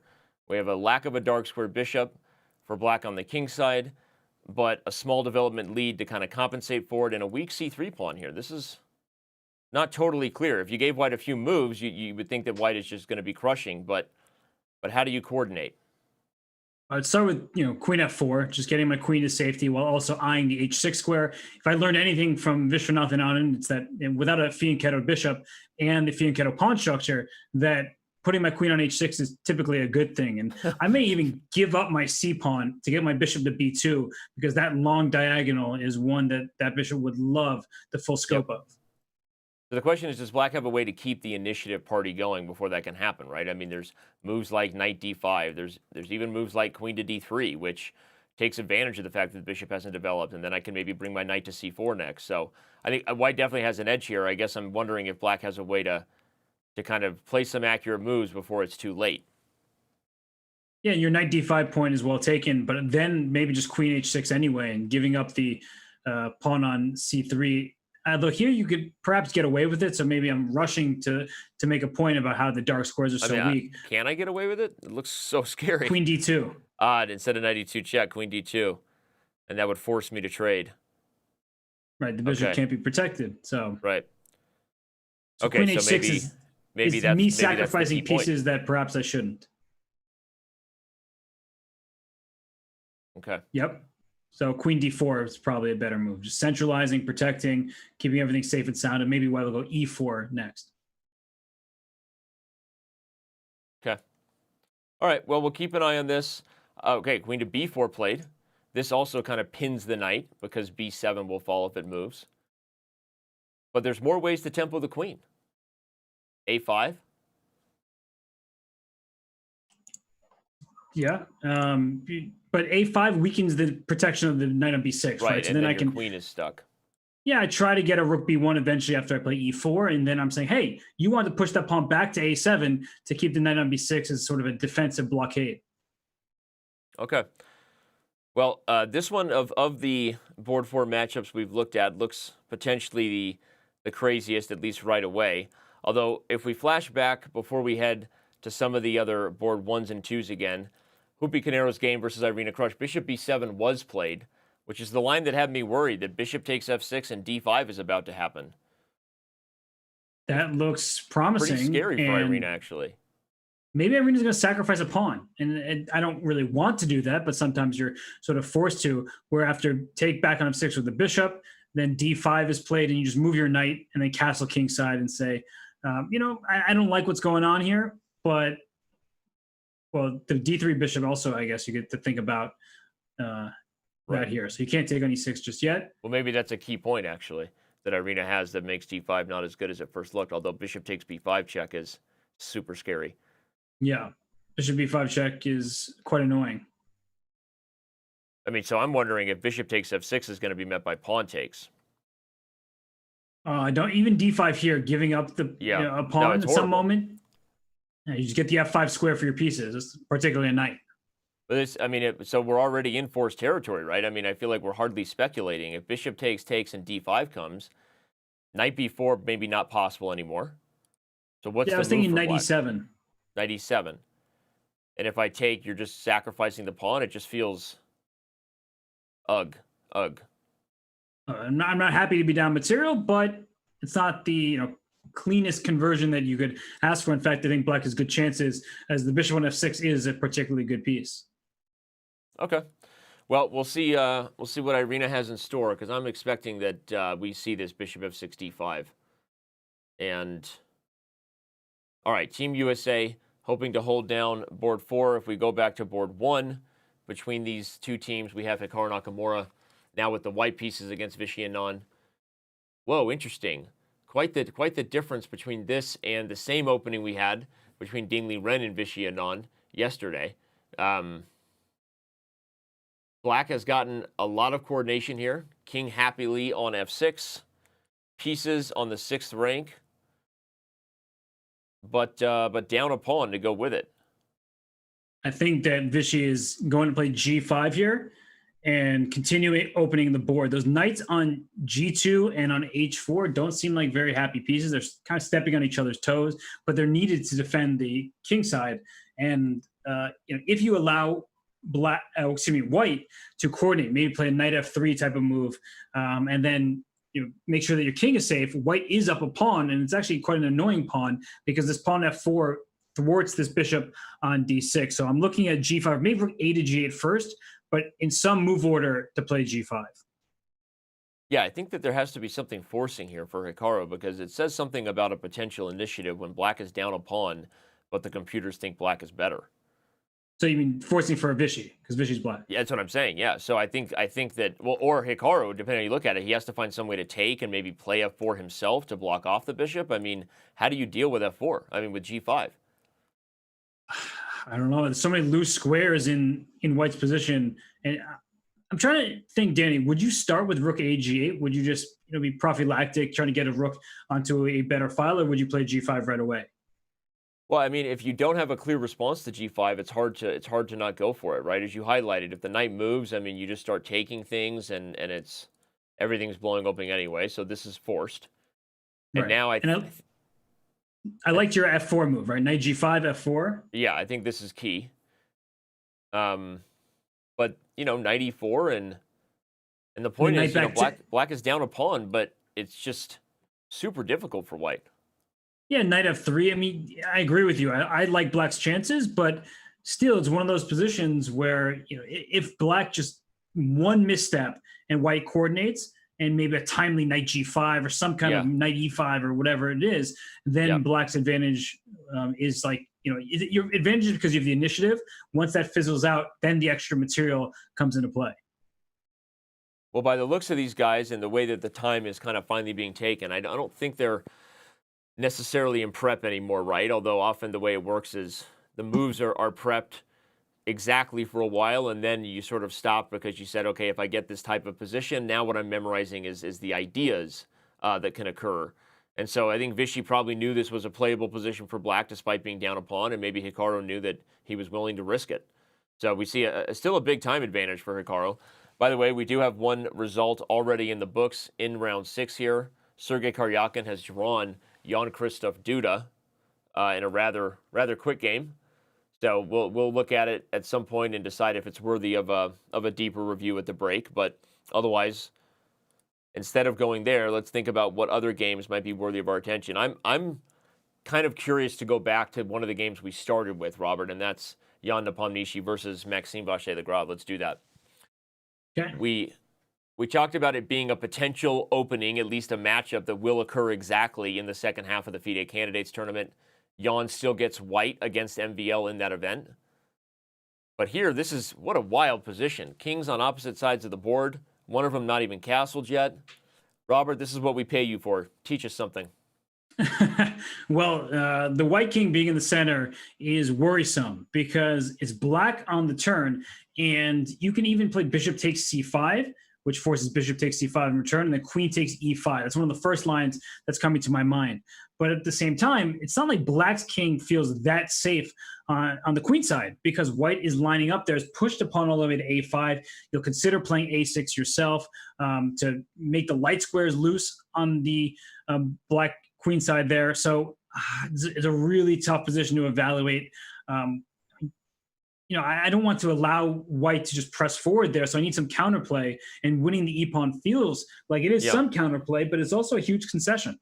Well, but it makes sense from the perspective that you're also eliminating one of the most pesky pieces over here. So let's at least look at it. We take e5. Clearly black is up material, and you are threatening bishop d3 as well as bishop to g4. So I probably have to drop my bishop back to e3. Bishop back to e3. And you're saying, hey, I know I've lost the pawns, but I've got a couple bishops. a6 is on the agenda. Yeah, I mean, this is going to be a super sharp position. And black's pawn structure is obviously better, right? You have just 2 pawn islands. The g7 to d5 pawns are particularly nice compared to white's king side. And the open king side means that, my king isn't really going to castle, but I'm still a little nervous about the bishop on e3 aiming at a7, the queen aiming at b7, a potential a6, as mentioned, to soften those light squares. So a rook a4 lift, which can come in handy just to attack more. And then maybe if I can get away with it, castling kingside to bring the other rook in is also a possibility. So I do believe black objectively is better. I just don't see anything concrete to make me feel safer on the queen side. To quickly remind you guys how we got here, we kind of left the game when this sharp Caro was ensuing. We kind of just prefaced or foreshadowed that it would be a sharp one, because what white gets in compensation for this bishop no longer being the bad French bishop is a development lead. And so white tries to use that with aggressive moves here. The center kind of falls apart because the pawn was pinned to the king. These guys looked like they played pretty quickly here, and then it started to slow down after h4, h5. So, it's not the FIDE candidates, right? But it is a position or an opening, at least, that they could play at the FIDE candidates, and it makes you wonder what kind of prep these guys are bringing, right? There's definitely a lot on the line here. So MVL may be a little bit nervous that Jan has this position worked out. But the time, I mean, look at the time. Look at the time. Yeah, it doesn't seem like Jan prepped this one out. Yeah, it doesn't seem like Jan prepped it as well as I thought anymore. No, I feel like it has to be good for Maxime. He's just trying to figure out which plan he wants to go for, because you can also play a move like f6 here. And that way you keep the pieces on the board. And then when you play for e5 as black, then you're striking this bishop on d4, you're gaining space in the center and really seizing an initiative as quickly as possible. Yeah. All right, well, Maxime, using the clock to make this critical decision ultimately decides to simplify everything. One of the fun things about this is you can't play rook c1 because of bishop b4 check. And then king d1. Ah, one blunder for another. Look at this, rook c1, bishop b4, king d1. Owie. And then maybe bishop takes a5. I'm actually not sure that white's better here once we get this imbalance. Yeah, a lot of material for the queen, but I'm not going to take credit for that idea. I definitely blundered king to d1. But maybe that will be the case then. No, he just takes it, and after d takes c5, queen takes c5, castle's short, and wow, this is going to be fireworks from here on out. White is literally all in right now at the chances for a checkmate attack, and if black survives, he'll win the endgame easily. Already up a pawn and a whole bunch of other weak pawns to go with it. Actually, it's not up a pawn, but it does look like that. I had the same thought. I was like, oh, yeah, it looks like it's the double H pawns. There are two of them. It looked like he's up a pawn because he just won a pawn on c5. But indeed, yeah, he's only just much better positionally. So the idea that white is all in for the attack still stands. You have to convert something or you're going to lose the endgame. And one thing that Jan needs to contemplate is, do I play a6 now, or do I keep something in reserve?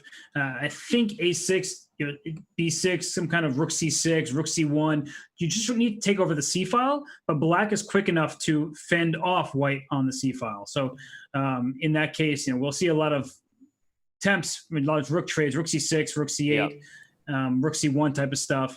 But I don't know. I don't think that there's anything too scary.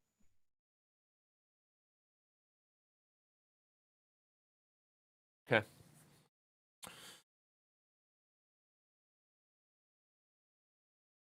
So I think that Jan, look at his face right there. Yep. Well, you can't really see it fully because he's probably talking to himself, wishing himself well, whispering sweet nothings to himself behind those hands. You can do this. And he got rid of the glasses though. What? He got rid of his glasses. Yeah, I was going to say, he decided that the glasses were bad luck. He's been using those anti-blue light glasses. Highly recommended. Wish I was wearing a pair myself right now, got to be honest, under all these lights. But we have a second result in the books we should show real quick. Levon Aronian draws Vladislav Artemyev. So not a huge fight between these two guys in their rematch. Just to show the final position, once again, we'll review it a little bit deeper if we find out there was any kind of missed moments. But as we wait for this one, again, you can spy. There's so many others. You can head over to chess.com, watch it yourself. If you're on the go, remember you can watch via the mobile app. You can also go to chess.com/events. So depending on where you're tuning in from, if you can't stick right here for the rest of the day, remember you can always watch on your Apple or Android device, no matter where you are. And as A6 is played, Danny, I want to take our attention over, if you don't mind, to the USA-India matchup, because actually, have we even looked at any of the Chinese games? Not this round. We have not. We quickly touched on Timur Rajabov's game versus Dingli Ren at the start, which is probably worthy of a recheck in. But of course, we also have the good doctor, Bassem Amin, taking on Yu Yangyi. That one looks level because both sides have one weak pawn, d4 and c6. And you often will see these positions just whittle down into a rook or a queen end game with no real winning chances. We also have Wei Yi taking on Alireza Firouzja. So a lot of different places we could go if you want to look at the China and world match. Well, I mean, watching Yu Yangyi's camera continues to worry me, so I'm going to not stay on this game because it's also very equal. Black is probably slightly better, but because the b3 pawn is a potential target, but I think this one should be level in the end. And I wanted to look at the Alireza game very quickly because I think that Ali Reza, for the second time, has had a position sort of like this. He had the black side of a similar opening against Hari Krishna. And look at that white knight on f5. That's the best piece on the board right now. These two guys both did play in round one for their respective teams, so this is a rematch with colors reversed of what we saw previously in the event. Wei Yi looking sharp there. Ali Reza rocking the gamer's chair, as he has been. But he's in a tough spot here. I mean, the more you look at it, the more you love the knight on f5, the pawn on a6 as long-term chances. The bishop on f2 hits a7. This is going to be a tricky one. And watch out for like a timely rook a5 for white, just getting that rook lift going, hitting this pawn on b5, and behind it the pawn on c5. Black just doesn't really have space. You can't move your knight on d7 because as soon as you do that, I take your bishop on e7 and win the pawn on c5. Same with the knight on e6. Both knights can't really move, and that's a big issue for Ali Reza. Yeah, good point. And again, this space advantage is only as good as whether you can use it or protect it, right? I mean, if you could do two things for black, put both rooks on c8 and b8, you might feel a lot better. But that coordination is not really going to come, given that there's tactics on the d file. Getting castled is, of course, completely off the agenda with the bishop hanging. So black is struggling here after a6, and it's why Ali Reza is now down on the clock for the first time in the game, under 10 minutes. Any type of pawn move on the queen side is committal. So c4, you kick my knight, and I have to go back to c1, but then I'll go knight a2, knight c3, and knight to d5, something like that. And as you were highlighting, the bishop on f2 has full scope of the diagonal, and the pawn a7 is a clear target. I really like that plan anyway, and it's a little bit long and maybe far-fetched because of it. It's hard to want to launch a plan like that when you could probably play moves like rook a5 next, but it does definitely highlight the further positional issues black has with d5. The only counterplay you would think is knight f4, and you wonder if there's ever a chance to go for something like that. If Ali Reza can trade and the g file becomes open, maybe that's the counterplay he needs. Yeah, and unfortunately there, the h4 pawn is going to be picked off, and the rook on the d file is already so strong. So you might need to do it out of desperation, but it doesn't look like it amounts to anything except for a continued bad position. So many games. I mean, I'm looking at all of them here. There's so many games that are super interesting. I want to get back to the Hikaru Vishy Anand game at some point because it's I think that's going to be a one that determines the outcome. The Vidit Gujarati game, we should give credit over there. Vidit, again, struggling throughout the event, but probably in a position that only he can win now.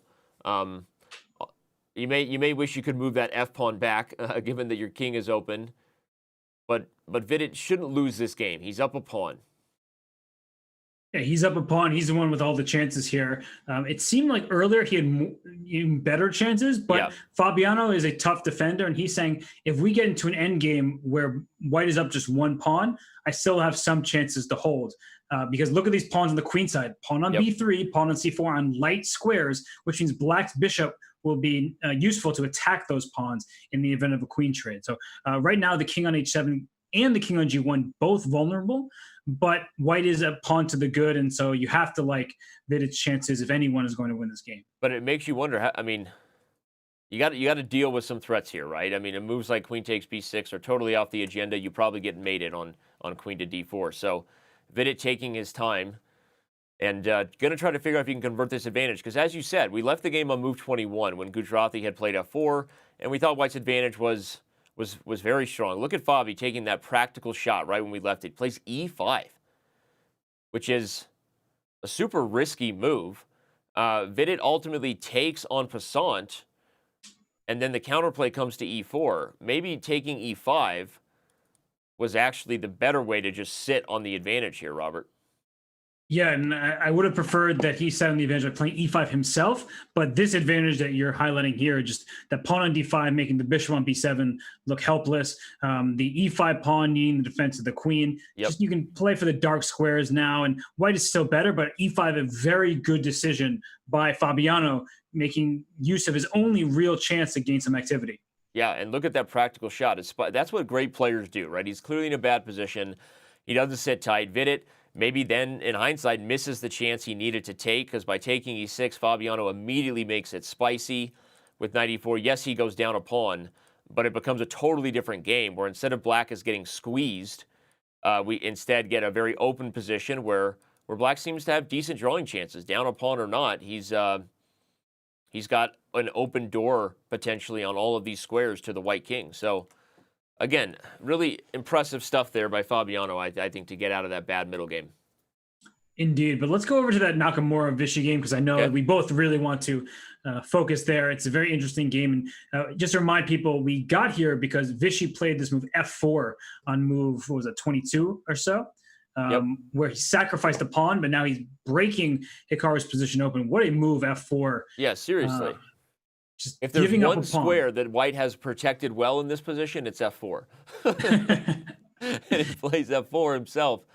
And that must have been a prepared idea. It doesn't matter about the time management they started to think after that, but this has to be some idea that he understood or just very, brilliantly recognized the transition, I guess, that the pawn was not so good on F5 and worthy to be sacked. He went with your idea, Robert. My more aggressive G5 was delayed for your prepared approach. And maybe it's paying off because this position is looking very tough for Hikaru. Vishy is now going to double on the H file. And again, everybody, the main point is this knight is pinned to the H2 pawn. And that's actually, I don't really see what white can do because if you touch your F pawn, then the E4 squared. I know there's a pawn in E4, but even if you play, say, E5 to start with, I just move my bishop away to C7. And then after F4, my knight can come into E4 if I need. And then here comes bishop D8 and knight G3 check in the future. The D4 pawn on a dark square vulnerable. Yeah, this is no fun from the white side. Yeah, it's such a... I don't know why. I find this position just fascinating. I mean, black is down a pawn, but it tells you how much pressure black has. Just look at the evaluation, right? What a tough spot to be in. Hikaru, very, very resourceful as a defender, needs to find some sort of way to mix this up because, I mean, again, kind of called it at the beginning of the day. I said India needed a performance from the team captain, El Capitan, right? He wins in 17 moves against Yondapam Nishi, and if he now wins as black against Hikaru Nakamura, may not be enough to save Team India's chances in this event overall, but it's nice when you see the Tiger from Madrid wake up a little bit, right? And interestingly, the USA has struggled with Team India. They tied 2-2 in that first round, despite Fabiano Caruana's win over Vidya Gujarati. But I mean, this is not looking like a good round for the American squad as Vishy is having himself a day. He said, people have said, oh, Vishy, you're turning 50. Maybe you should relax, retire. He's like, retire? Yeah. I'm going to start retiring my young opponents because I'm just blasting them off the board. He says, okay, Zoomer, not going to retire. He says, okay. Precisely. We'll talk about that later. This boomer's got a little more left in him. That's Vishy Anand. All right. Well, wow. This is crazy, and a lot of pressure. The other Team USA game that has gotten little to no attention is definitely worthy of a touch in, right? Let's go over and see what's going on between Wesley So and Adiban Bhaskaran. Because So, man, he might be the guy that's been missing from their lineup here, right? I mean, Wesley, a Pro Chess League superstar, has led the St. Louis Archbishops in rapid time controls on chess.com to championships. And I'm a little surprised he hasn't gotten in the lineup as much as he needs to. Again, that's not taking anything away from Lanier Dominguez-Perez or Captain John Donaldson's decisions, but I think So needs to get a few more chances here if they're gonna stick in this toward the back half. Well, especially if Wesley can have 8 extra pawns. I mean, it's what the position looks like. How many is it? He does not have 8 extra pawns, Robert. It's just 2, but it looks like 3 because black has these double pawns on the queen side. But I mean, this was a risky approach by Adiban. He played G5 earlier, and he was going for an aggressive position. And unfortunately, if the attack is fended off, then you've overextended on the king side and giving away a pawn in the process. Yeah, and Wesley just takes the pawn. That's all. I don't mind if I do, and then goes into defense mode because when you're up a pawn and positionally better to go with it, all you got to do is kind of hold on. And then Adiban, speaking of risk, you talk about G5, F5 is. I mean, but I guess at this point he's thinking I've already sacked one pawn, right? Might as well keep on running. And yeah, unfortunately, I don't think he's going to get anything but a loss for his efforts here. Wesley's position looks safe. I mean, whose king really has more things to worry about? Probably blacks, right? The king on h2 does look safe, as you're saying. Yeah. I mean, in this dark square bishop hitting c7, you just see that. I mean, you just start getting worried here for black. So could be a huge game here for Team USA if Hikaru Nakamura suffers his first loss of the event. He's played fantastic chess on board one, but Vishy Anand looks to be in great form here today. So the Wesley needs to get this W. He does. And how about their board four matchup between Humpy and Irina? Because actually, I just looked at that. Irina's position now is looking quite nice. The bishop on b7 is so strong there. Turned it around and not even down a pawn. I got to go back to see what happened because my whole evaluation of the position here after bishop b7, okay, takes f6 did occur, then d5, knight b4, allowing bishop takes b5, and then king f8. Wow. So I saw it your was face a off pawn camera. sack. The fans couldn't see you. Robert just gave a nod of approval. Yeah, I was like, it was a pawn sack, just not at all the one I was expecting. That is definitely a nod of approval from me. And Irina Krush playing enterprising chess. Wow. Bishop c4 played, maybe not the best approach, but surprised by king f8.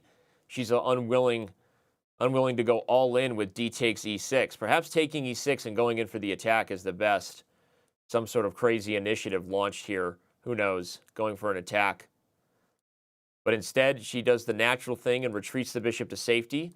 But Irina regains the pawn and kind of goes, this is like a French idea where black has both allowed the center to be open and had to lose time with the king. But because of the lack of the dark square bishop, where you would normally be able to take advantage of this, black is actually okay. And this is, again, not a French opening, but kind of an idea you see black employ in some of the d takes e4 classical Frenches. And Irina Krush is just fine.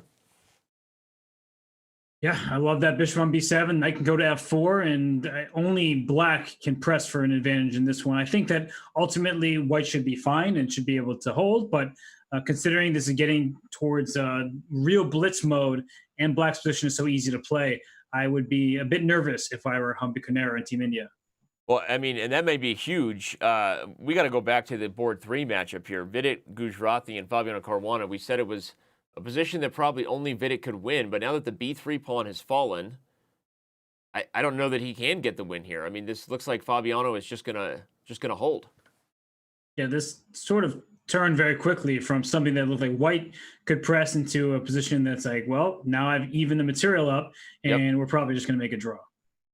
Yeah, I mean, white can bring the king up, and obviously you have the 3-on-2, but it combined with the fact that you can never even be really all in with that idea that now that black has his own 2-on-1 advantage, this looks like it's going to be an easy path to peace from here on out. So Fabiano gets himself in a bad spot, but is probably going to hold. Hashtag Vidit's right ear. Oh, man, but you know who's not going to hold, unfortunately, for Team USA is Hikaru Nakamura's position is looking worse by the move, Danny, and we may see a conclusion in the relatively near future. I mean, just look at all of black's pieces flocking and just pouncing on the white king side. And I mean, what's next? The knight on h4 can be captured, get 2 pieces for the rook. Bishop d8 traps that knight on h4 and wins it. Oof. Yep. No, this looks awful. And Vishy, again, if you're just joining us somehow, he's already won the game of the day. He won in 17 moves when he had white versus Jan Nepomniachtchi, and now might be getting his second victory of the day. So guess who's back? Back again. Shady? Vishy's back. Tell a friend. This is 2 minor pieces for a rook and 1 pawn. But the big issue for white is your pawns are not, you don't have a passed pawn. Yep. And what white would love to accomplish is rook g7 and get some sort of attack. But the d4 pawn on a dark square, so bishop b6 going right after this d4 pawn. But look at Vishy. Okay, that is just class. That's seriously, that is pure class. Playing rook h7, saying no rook g7 business, and I'll play bishop b6 next. There's hardly anything you can do about it. Oh my gosh, that is... You pointed out super well, because d4 is the kind of weakness that's chewing on a Snickers. He's not going anywhere for a while, so take your time. The class shown by Vishy here says, don't allow unnecessary counterplay. When you're the one in control of the game, don't make it a race. Don't play bishop b6 and allow rook g7, where even if black's better, I mean, you start looking at e6 and this. Like that's how bad things happen in time pressure. So rook h7 prevents rook g7, and this is going to be super tough for Hikaru. If anyone can be resourceful enough to swindle something, it's Hikaru, but this just looks like Vichy just has too much. I mean, the knight is dominant, and a great game right now. Great game right now for Team India. Okay, well, what's that mean we're going to happen here? If Vichy wins here, but So wins on board 3, the other 2 games might be a draw. We could see a tied result, unless really Irina Krush can come up with something as black. Because I think the Vidit Gujarati Fabiano Caruana draw might as well be in the books. And so beating Adiban Bhaskar. And by the way, let's go back to that. So's position is so good right now. He is so hot right now. Thank you, Mugatu. Oh my Thank you. gosh. And you were talking about how, wait, do you see the checkmate, Danny? Can I please get like a queen takes b6, bishop b8 Exactly. mate? Exactly. Oh, was it there? No, he took on g3, Danny. Oh, I thought it was white to move. I jumped out of my chair because it was a real threat. If black did something random. Okay, he just resigns, but I got to show how crazy this was. If anything random was played, we actually did have this threat. I just want to justify my drama, Robert. Entertain me. I freaked out for a reason. I thought it was white to move, and this checkmate was on the board. I bowed my head, I scratched my beard, and I was just like... Why do you judge me so harshly in front of so many people? I mean, I wanted that same tactic to happen too, but you were just... Adiban sacks to avoid it, but after queen takes g3, everybody, the resignation was justified because queen c7 was next. So, oh man, Robert, you got a little excited too, admit it. Well, I wanted to see it happen. I was waiting for it, but just sometimes you got to keep calm and move on. I think that's a little bit of a message to team captain John Donaldson that Wesley So might be ready to throw down in some rapid toward the back half of this event. By the way, as we said, the draw was a foregone conclusion, already over. So that means for this particular matchup, it's going to come down to either a miracle save by Hikaru Nakamura, or I don't want to say a miracle win by Irina Krush, but it's going to be tough to win this game, even if the bishop is a little bit better than the knight in the endgame. Actually, somehow I'm almost thinking that, if things go wrong for Irina because she's pressing too hard for a win, she can lose because of this outside pass pawn potential for white. The 2-on-1 advantage on the queen side, if the rooks get traded off the board and the bishop is on a light square, so the pawn on the dark square can be under attack, it feels like in the long term there can be some issues for black, but for the moment, of course, I like her position. Well, I also like her position because of the clock. The practical factors definitely favor Irina to pull off something here. I mean, she can trade on d1 and put the bishop on d5. It just seems like the most logical approach. Centralize your better minor piece, and you sort of pin it to a2. A big issue is if you trade off the minor pieces, and even if you win both queenside pawns for your one pawn, rook and 4 versus rook and 3 on the same side of the board is a theoretical draw. Right. For sure. Yeah, so it's gonna be tough to prove the win, but you if you said you would be up a few minutes on the clock and probably clearly better in endgame, you take it. So I think for Team USA, this is a game they're hoping they can push. We'll see how Canero handles the time pressure. And Danny, Jan Nepomniachtchi is not able to handle the pressure today because we saw his defeat to Vishwanath Anand earlier, and I'm looking at his position now, and no, wow, Jan is just. Wow, poor Jan. I mean, how much material is white up, by the way? I don't know. I saw a skewer and the queen is about to be lost. That was all I noticed. White has an extra rook and bishop for 3 pawns, but as you're pointing out, the queen is lost. The bishop on d5 will be captured next, and so with those extra pawns on the king side, black should be able to convert this with relative ease. Well, we left it on move 22 after white played rook fc1, and we kind of highlighted you're sort of all in for the attack here because you're positionally so much worse. Jan tries to make the c-file work, but what a move bishop e4 by MVL. Not only does it spy things like queen h4, but it threatens d4. So Jan has to play f3, and then rook takes h5. Wow, what an attack. Just suddenly the script is flipped by MVL, and it's actually white's king who gets blown open. And this is just looks like it's been over for a while now. I mean, MVL is on on the tear. Queen e5 with check, takes d5 with rook h3. Now he's won the queen and taken on d5, and this is just too many pawns for the 2 rooks to hold. And I guess there was no bishop takes b3, importantly, because after rook takes b3, you would love to just retreat and take that queen with the rook with the bishop, but queen e4 check, and you lose your rook. Wow. You know, you kind of said, I mean, castles was the move you kind of would love to sneak in, but it always came with the, hey, wait a second, right? Don't forget about the h-file. And so Jan goes all in, but I think this move with rook takes h5 and bishop e4, wow, crazy approach. It's possible that instead of e takes d5, maybe a better move here was to start retreating, apparently, back up the rook and try to hold. But super tough here for white with the king being blown open. And wow. Poor Jan, yeah, I love man. that little This is turning into a very too. tough event for him. It is, and this should be a conversion for Maxime Vachier-Lagrave, but he does have to watch out because his king is not safe. So if a rook can land on the back rank, it will be checkmate. So that's the one thing that Maxime has to be careful about. He's using some time here and trying to make this work, because queen check on the first rank, the rook will go back to c1. Then you always have to be careful. Is this second rook from a3 swinging into the action on one of the open files? Yeah, and if it does, like this, you're right. This is you could put your queen on a wrong square, and that eval bar would just go all the way the other direction, right? A move like this could just end the game with no way to deal with mate threats. You have to be super careful if you're black.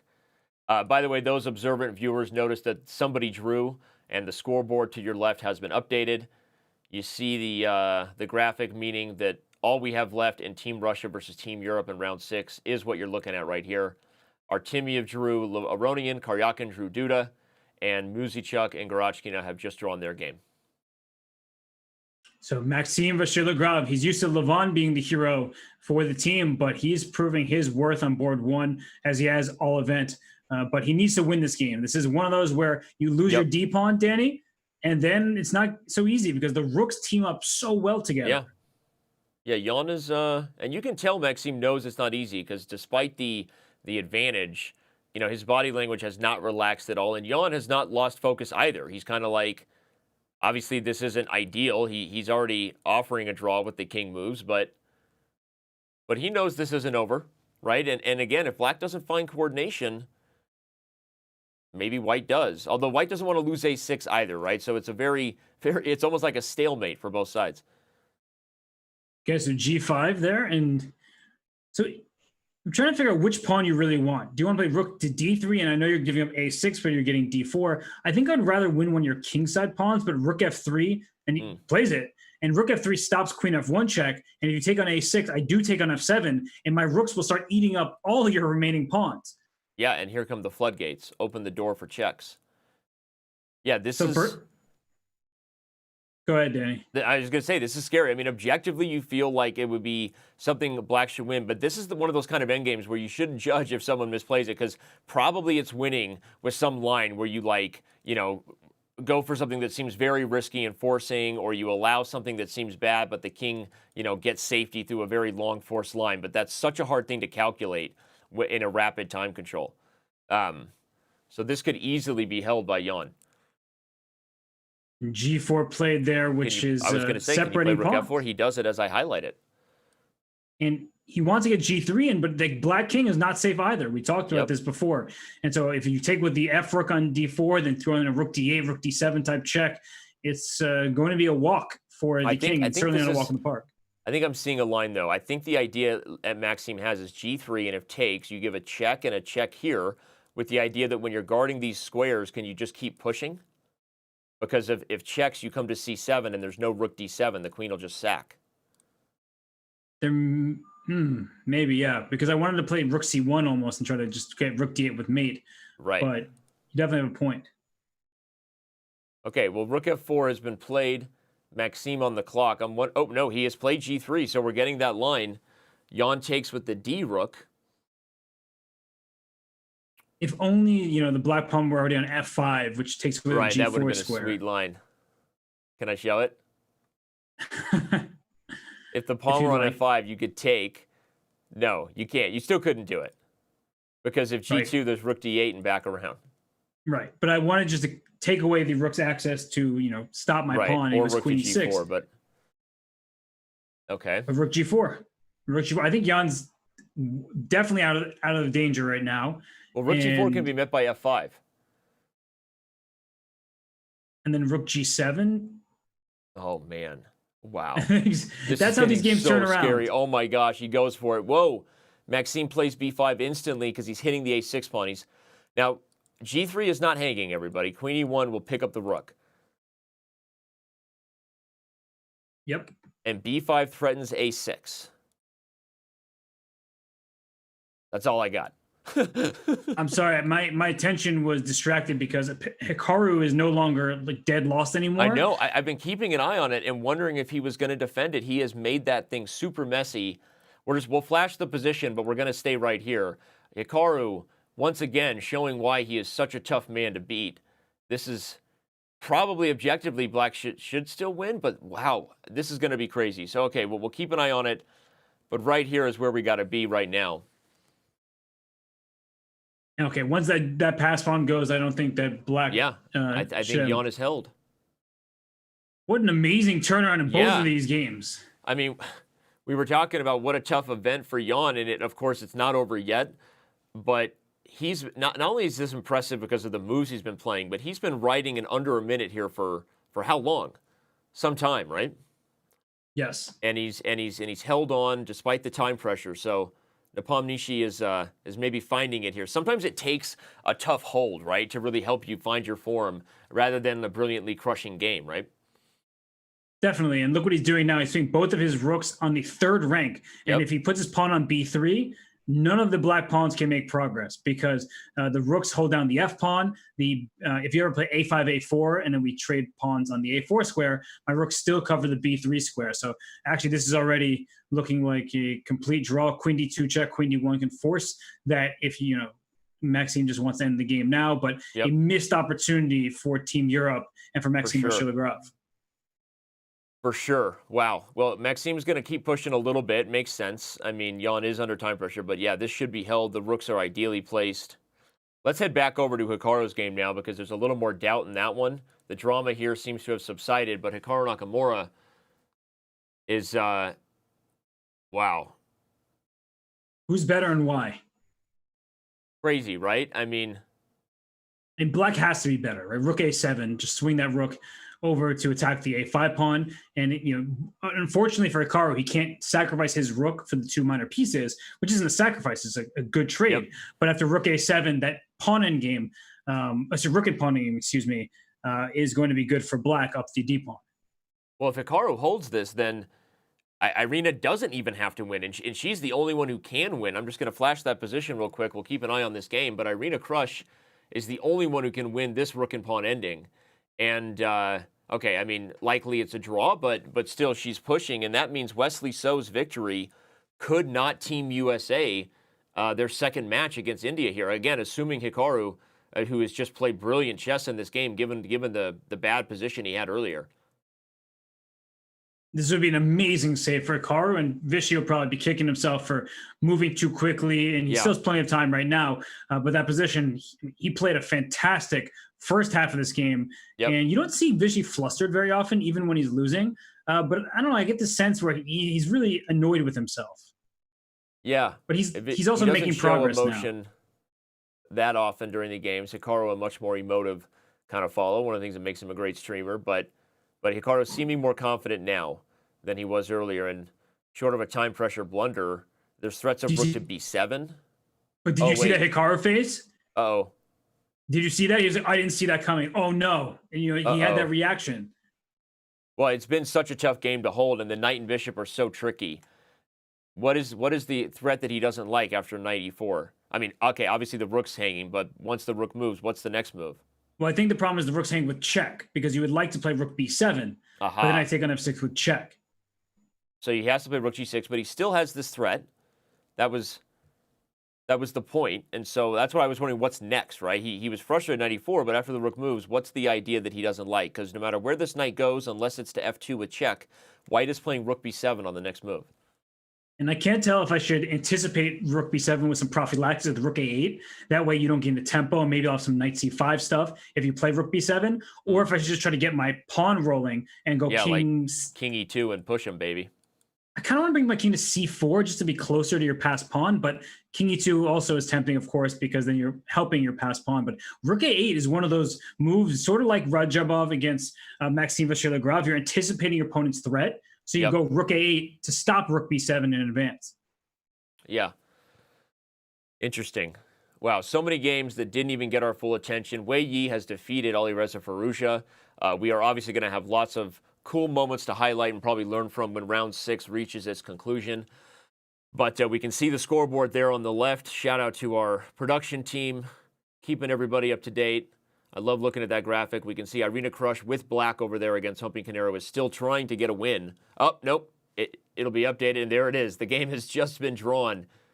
So it's going to come down to whether Hikaru, if he can hold the draw here, Team USA wins the match. Oh, and I don't know. This looks so good for black to me, just optically. But Vichy now spending his time. He's up on the clock, and he's thinking. He's like, do I go king c2? Do I go king e2? Do I go king c4? Do I move my rook back to a8 first? And it's a very tough choice here because all of the moves look good, and they have their pluses. But I don't really like allowing rook to b7 with that tempo. Something about it really bothers me. And I want to remind everybody that knight and bishop, just those pieces versus a bare king, is winning for the knight and bishop. 2 knights we've talked about being a theoretical draw, but the knight and bishop combination is winning. So if you have to sacrifice your rook for a pawn, you will lose this game. Well, and what's crazy about this position is obviously black is better for sure, but it's one of those games where a blunder could also lose it. Now as mutual time pressure ensues, you know Hikaru is the more comfortable man in these scenarios. Okay, he does go for your rook a8 so that rook b7 is prevented because it doesn't gain a tempo. But again, the time pressure gets you worried, right? And you can see Vichy getting a little more nervous here. This is not a position that he's used to being in, sort of blitzing out a game. Not playing as much online chess these days as Hikaru is. But then again, who is? No, I know how bad it feels to play in blitz against Hikaru, so I can't say it's going to be easy. But you're right. This rook a5 with the threat of a7, and then that pawn's getting really far. Yeah, and that's what I mean. Black should, of course, be holding, and we're not implying anything other than that. But this is a game that could, this could be very scary. Vichy going to be under on the clock for the first time in the game here in just seconds. A7 followed by the rook swinging over. This is scary. By the way, Jan Nepomniachtchi is still holding against Maxime Vachier-Lagrave. That result not in the books yet. Almost every other one is. China continuing to roll. Okay, so although Zhu and Jun actually losing to Maria Muzichuk, I think. Okay, I didn't even. Oh yeah, wait, no, Jun's white. Sorry, I'm misreading the board there because it's not up in front of me. Yeah, no, okay, Jun is going to win, and China continues to dominate. Hashtag twist ending. No, thanks for confusing me. I was looked at the game earlier, and I was like, wait, she's been pressing for a long time. I don't think she's going to lose. But wow, this game is completely turned around. A7 played, and we are in a completely unclear scenario. Hikaru. Okay, but d3 played to threaten a7. Might run into 2 ideas. Rook g7, rook b7, or rook e6 to pin the bishop. Okay, he goes for the latter. And both knight and bishop are pinned right now, and gives king f2. So can I go rook d6 and just attack your pawn on d3 there? You can. He plays it. And Wesley So, hanging out in the chess.com chat, claims a draw. Oh, it's a draw. Yep. Wesley So, cheering on his teammate, says rook d6, Naka, FTW, which I'm pretty sure means free the Willy Wonka. So, FTW for Naka. Wow, Hikaru gives a face of like... Irina seems thrilled. I see her camera seems too. Thrilled. She's off camera, but Robert and I can see her. Irina absolutely pumped for Team USA, and as she should be. What a hold by Hikaru Nakamura. Naka FTW, as his teammate Wesley So said. Crazy stuff. Okay, Zhu Wenjun, as we flip back there, converts right at the nick of time. Unfortunately, I didn't catch the final move, but it doesn't matter because it was obvious. G5 is check, and when the rook takes, rook to B6 is lights out. And there's a smiling Irina Krush. She's so happy. There she is. She's super happy. I mean, honestly, she gets... Okay, Hikaru Nakamura, for sure the hero of the round because he held a lost position, right? Wesley So is the guy that got the W that the USA win, but Irina Krush, the underdog against Humpy Canero, right? With black. I mean, Team USA deserves a fist pump for that, for sure. Yes, and that was a game that Vichy had, and if you ask Hikaru, who is an amazing chess player, he'll be like, yeah, that first half of the game, not so good. But after that, he really played excellent chess because we thought that Vichy was going to win quite quickly. He managed to survive it. And speaking of players who were in huge trouble and are surviving, Jan Nepomniachtchi trying to do just that. The 20,000 of you watching are thrilled by the drama here. We got about 15,000 of you on Twitch, more than 4,000 of you on YouTube, and a whole lot of viewers scattered throughout our different channels we're broadcasting to. Thanks for being with us. The FIDE Online Nations Cup is in round 6. This is the last game going. It's been one of the more thrilling ones. Jan Nepomniachtchi trying to hold here against Maxime Vachier-Lagrave, who continues to push with the queen and the pawns versus the rook. And it's a game that Team Russia absolutely must hold because they're not that far behind. If they could have beaten Europe right now, that would have been huge for their chances. But a draw still keeps them in striking distance as we head into the final 4 rounds after this. Wow, I'm so impressed by that Hikaru Nakamura hold there, as well as just the overall Team USA performance. But this is the drama that matters, like you said. If MVL can get this, then Team Europe wins, and they once again maintain clear second place behind China, which is what they'd like. China, by the way, wins 3.5. It's a bit of a race for second place right now to join them in the super final Sunday. Happy early Mother's Day to everyone who will be joining us on Sunday. But, okay, so much to talk about. We'll focus on this game, and then we'll highlight the games that we missed. How does MVL come up with something here? I don't know if you got the memo, Danny, but Team China is kind of good. I might have lost the memo along with those unpaid parking tickets, but we'll talk about that off air. Queen to C5 check and then switching to C2 could be scary. No? Okay. So the problem for white is you need to coordinate these rooks to stop both pawn pushes.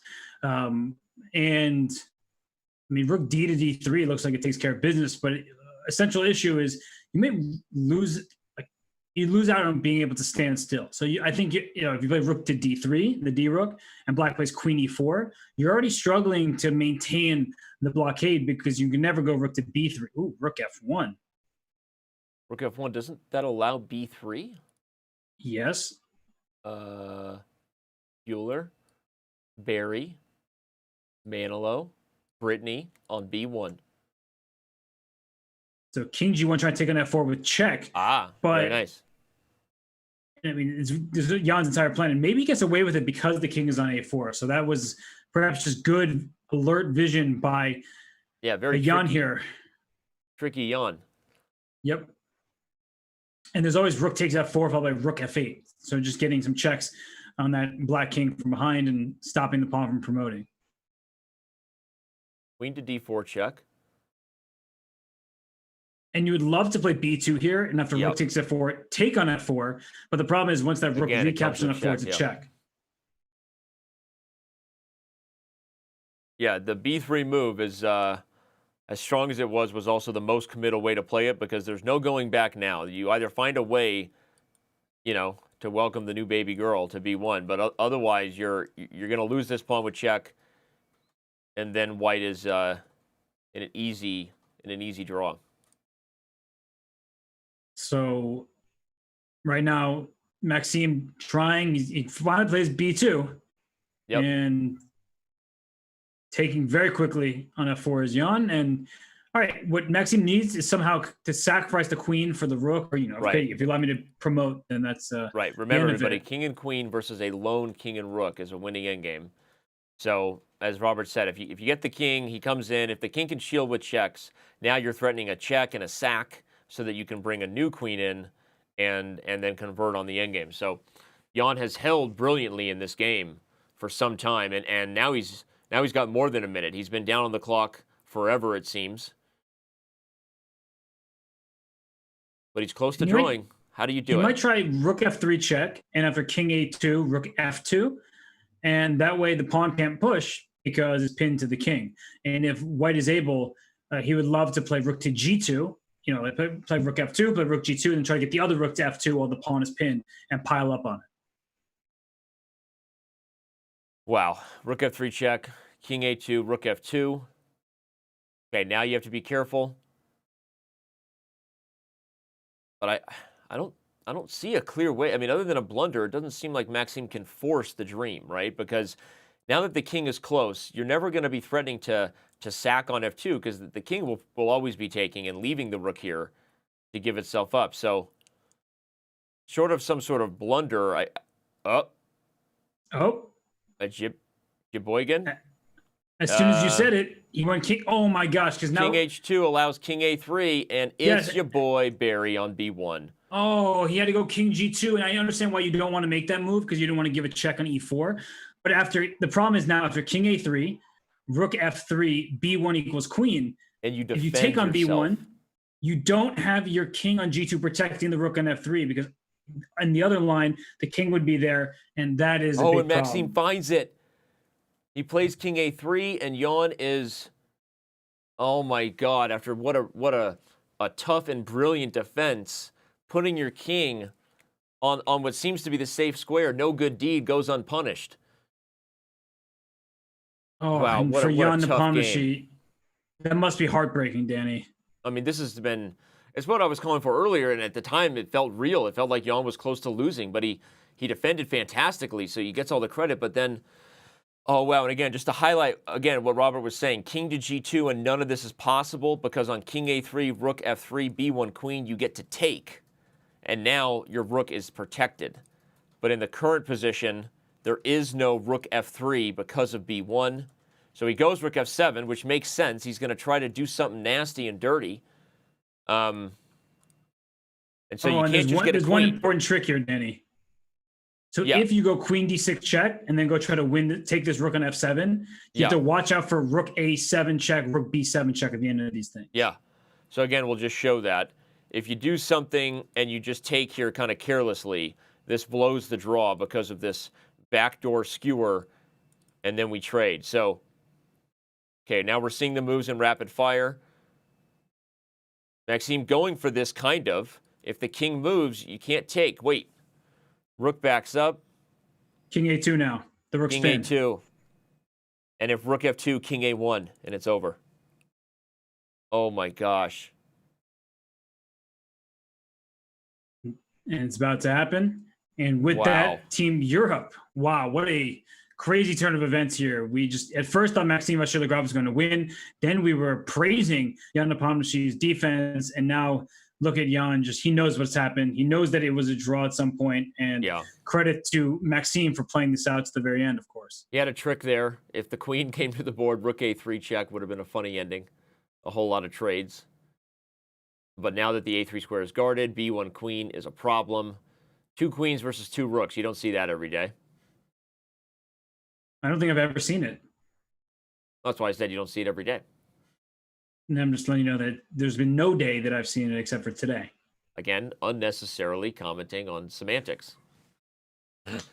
Okay, well, you know, there's Danny... there's a reason why you don't see it every day, because Maxime just goes in for this, and you're right. This relationship between us, this works. Oh, gosh. Oh, gosh. Somebody help me, please. Okay. Queen h2, queen f4, queen d4, these are all moves that work. One of the fun, instructive things to point out is that when the queen is centralized and the king is the one who sort of chases and kind of pushes with opposition, that's when you're in your best possible chance here.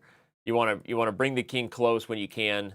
Now maybe queen d4 first to pin it. But the point is, when the queen operates on the diagonals and in the central squares, it makes the king a more powerful sort of broom, kind of just pushing and sweeping the king to the edge of the board. Anyway, a number of ways to do it, but Maxime just has to kind of figure it out. Now if rook e3, there'll be queen g2. Yep, But and you this win is- the rook by force. Yeah, this is the third rank defense. You kind of have to find a way to separate the king and rook when they're on the third rank. I love the amusing things that you're a connoisseur of: the Scotch and the queen versus rook endgame. I have a video series on chess.com where I dive into this endgame pretty deeply, and I kind of invented my own little like pattern way to memorize it. Some of us have to invent patterns and colors and shapes in order to trick our brain into being smart, Robert. Yeah, and then the others of us are you. So I appreciate that, I think. yeah, take what you can get. Take what you can get. No, I am usually aware of the pattern. So this is a little bit awkward for black. I mean, it's actually easier, Robert, to break down the third rank defense when your king is actually here on the fourth rank in the center. This is optically kind of weird because the third rank that white, okay, he separated. Yeah, the third rank that white is actually could have held there is the F file. If you think about it in terms of the king going to the H file, right? So king to G3 was actually kind of an irritating thing for black to deal with. But Maxime has the right idea. Even if you don't know the forcing line, centralizing the queen to keep away checking squares from the rook, and then finding a way for your king to get close is... But this is not easy. Again, if the king is on F4 here, Robert, this is actually much easier because the queen is now guarding F3, and because the king from there is actually preventing safe squares due to checks that win the rook, this is not so simple. That's all. I mean, it's winning, but the king's coming to E2, so he's cutting him off file by file. Okay, now he's broken him. Yeah, now the third rank defense is gone. Because if the rook separates now to like B3, there's queen D5 check. Right. I'm just going to check you until I win your rook, essentially. Queen F2. Ah, no, but king H1 and there's stalemate. LOL. Classic. That would be bad. Queen F2, king H1. Is there just king F1 there? Yeah, and there's no stalemate. King F1, and you'd love to play rook F3, but the queen takes with check. Right. Wow, what a tough day for Jan Nepomniachtchi. First, he runs into brilliant preparation from Vishy Anand, vintage Vish. Then defends a brilliant game, but ultimately blunders in the final moments. Poor Jan. Tough day right now.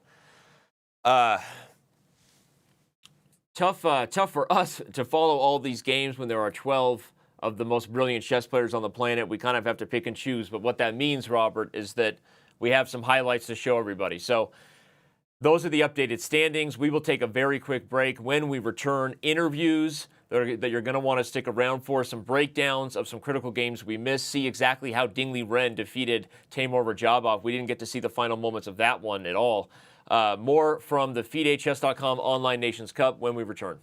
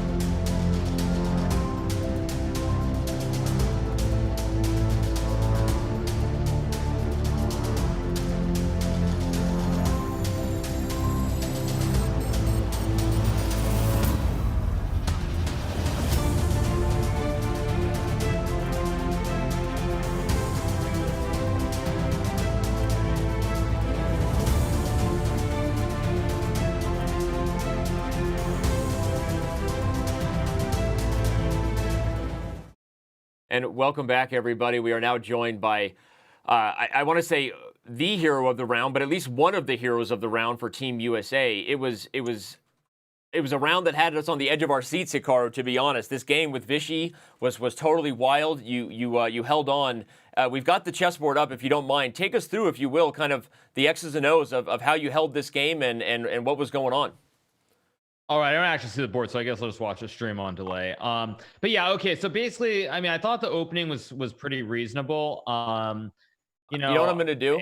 I'm going to invite Sure. you in right now in front of the fans. So you're gonna be in the board right now, so you get to control the wheel. Oh, is this in live chess? Oh, I was going to, yeah. If you're on there. Yeah, sorry, I already had set up the analysis for when I stream, but I'll go to live chess. That's fine. Okay. Yeah. So I'm in live chess. 1 second. All right, I'm going to invite you right now. Here we go. 1 second. There you go. So you are in there we control, go. sir. Sure. Okay, perfect. Great. Okay, so yeah, all right. So basically this whole opening, I mean, Vichy did this against, I think, who was it against? It's Ding. Ding. Okay, yeah, I knew he did it against someone earlier. So I thought the position was relatively normal. And somewhere around here, I started drifting. There really was no need to put the knight on f4. I could have just kind of played knight h4, rook c1, done the same thing without losing tempo, because in the game, somewhere around here, I started to realize that black's actually going to take the knight on f4 with this whole knight f8, knight e6. And then, like, if I play rook c1, knight e6, I don't have a good next move because black's threatening to probably take with the bishop. And then after, let's just say random move a3 takes e4, bishop h5, I'm going to lose the pawn on d4, of course. And if I take with the g pawn, I think black can play bishop h5, knight e5, maybe like rook g8, king f1, bishop g4. And again, I figured long term with the bishop coming to h3 and black controlling the g file, it should be fine for black. So I really drifted here. Knight g2, of course, is a ridiculous move. And it was all based on something that I overlooked, which is on knight e6 here. I thought I was just going to go rook b1, play b3, open up the queen side, just kind of play normal moves. And as I realized during the game, black can now go c5. And here, go ahead. No, yeah. I was just listening. Go ahead. Yeah, so rook b1, c5, I take, he takes with the knight, and now I can't move the bishop because of f4, and I lose the rooks. And if I play like knight e1, it's the same thing, just takes and f4, and again, black is just doing fine. Maybe actually it's okay for white after rook d2, and I probably should have gone for this, but I completely underestimated Vichy's play in this position after f4. I figured after gf4, I really only was looking like g5 and rook h5, and then he played rook g8, and it's already, I think, quite tricky to play for white. I think white maybe has something that's okay, but I just went wrong. I essentially forgot that after king h1, as we keep going, this king h1, g5 takes f3, that Vichy could kind of ignore everything and just run to d7. And at this point, I think it's already very bad for white, if not maybe even already technically lost. So I'd kind of just played some moves, and even here, I spent all my time calculating ed5, and then I played e5 for really no good reason. And I think after this, it was surely lost. Yeah, so this was a critical position, actually. Move 33 here. Vichy took on h4, which I think was very rash and completely unnecessary. If Vichy had been a little bit more, let's see, what's the right word? Had been more cautious, perhaps, could have c5, or maybe even bishop d8. I think he should have been winning pretty routinely, because white still runs out of moves to play. Yeah. And so I thought rook h4, it's still winning, I'm pretty sure, but it makes it tricky because after rook g2, now I only have to worry about the rooks, and even though black has two pieces, it's going to be much easier for white to find an idea than black. So rook h7. So Hikaru, I just want to interrupt for a second. At this point, did you already feel like you had chances to hold this game, or were you feeling like this result was going to be in Vichy's favor? Well, I actually thought in this position I was going to draw quite easily with f6, and then to my horror, I realized that after f6, he goes rook h8. If he goes king e6, I go rook g8. If he plays just a random move, let's say c5, then I go rook g7, and now I'm hitting the rook, and I'm going to win the pawn at f7. Lost my board there, sorry. Sorry, go ahead. I had to back up. Yeah, so basically, I mean, I actually thought this was a huge blunder. I thought after rook h7, if I go f6, I'm going to draw the game very easily. And then to my horror, I realized, of course, after f6, rook h8, he gets the complete stable blockade, and eventually goes c5, and all the pawns on the dark squares collapse. So on first glance, I thought it was fine. Then I realized, oh wait, it's actually still just pretty terrible, if not lost. So I played b3. He went c5, which again I think was not necessary. I thought if he had been a little bit more patient, maybe just takes and something like then c5, or even takes rook b3 and just b6. I felt that slowly but surely Black's going to get to break the structure, and it should be winning, because after c5 e6, again, it's still winning technically, but it gets very tricky because now there's going to be a huge liquidation into an ending where basically, yeah, like, okay, let's go back. So this position, I thought first of all fe6 was correct, but I thought here Vichy should have just taken on b3, and then if I take with the rook, knight c5 I think is winning, and if I take with the pawn, I think just takes knight c5, and I assume this has to be winning for Black, because it's just Black has two pawns that aren't really targets, and he's going to win the pawn, and the knight's very, very well placed to run the d pawn up the board.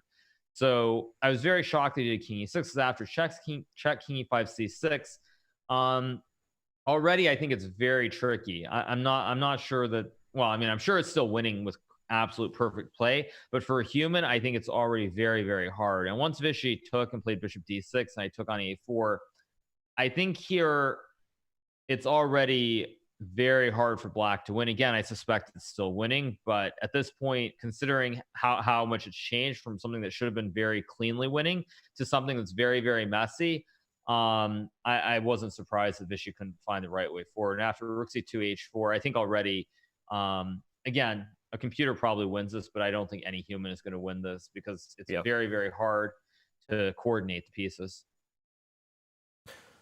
Well, and the game finished in a pretty forcing manner. Just to remind everybody where it went, did you ever think at some point you might swindle a victory? But you already knew. You already knew in the match. So actually, if we go back somewhere around this h5, rook h7, king d5, somewhere around here, I thought after instead of h6, maybe I have some way to play for a win, like a4 maybe. But again, I saw actually a4 allows rook g7, so h6, knight f6. Sorry, this position, I thought maybe there's some way to do something like king f3. But again, like, I saw that Irina was better on board 4. So once I saw that Irina was better, it's like, I mean, just play the moves that are most practical and give you the best drawing chances. And I felt that even though I lose the h pawn, Black becomes very passive. And with the a pawn going all the way up the board too, I thought that I should never really be in any danger of losing. And I was going to ask you, Hikaru, while you were playing your game and fending off Vichy, were you just constantly making your move and looking at Irina's game to keep track of the fact that she's at least holding a draw? Well, I didn't actually look at her game until quite late in my game, because the game that I was worried about was Wesley's game, because again, you can't really make the board big, so you just see the small board in the window. And I couldn't really tell if Wesley was winning or losing, but it looked scary to me on first glance. Now maybe it was completely fine. He was just winning and it was smooth the whole way. But just on first glance, I was a little bit worried about his game, which was kind of the game that really concerned me. So when he won his game and I saw Fabiano drew, I think very quickly thereafter, I knew that Irina's game was going to be critical, but I still had many issues to resolve. So I was paying attention to Irina's game, but it wasn't my main focus until probably until somewhere around this end game, once I had the 2 rooks and 2 pawns. Hey, Carl, you're the only player for Team USA who's played every round so far, and you've been a rock on board 1. No losses, and helping them. What are your thoughts so far on where this event is headed and how you play? What does the team need to keep doing to have a chance to win it? Well, first of all, Danny, I appreciate the compliment saying that I've been a rock on board 1. I would say the first 2 days, that's a fair assessment of my play, but today was anything but that. I mean, the first game against Ding, I just blundered the move order in the opening and hung a pawn on d4, and I should have lost that game without a fight, but then Ding, for whatever reason, decided his name is Anish Giri instead of Ding Loren, and decided to just turn it into a very smooth draw for me, which was completely unnecessary. I mean, they won the match anyway, so it didn't matter, but it was not a good game. And then this game against Vichy, of course, was very bad as well. So I think I'm happy to have put up good defense and drawn the games, but I mean, I wasn't a rock today, so I got to improve. But Hikaru, does that give you some confidence? Because when you save really tough positions, which you did twice today, does it show you that even if you may not be playing your best chess on a given day, you're still not losing against some of the best players in the world? Yeah, I think I think that's when you look at the top players, that is one of the main things that separates Magnus from the other players, is that he finds a way to defend and not lose more losing positions than anybody else. So of course it's a big confidence booster to hold these draws, and again, that's really going to be, that's the most important thing in chess. So you're going to get good positions. Good positions are always easy to play, but it's when you get bad positions, and you have to defend them, that it's really important to defend those. So I'm very happy with it. Obviously, it's definitely good, but I still feel I should be better. And in terms of the overall event, where was I? I think it's when I was in Hawaii during the Pro Chess League, and I said something like, I really wanted to go to the beach the day we were playing the I think it was the Paris Roosters or the France Roosters. Yeah.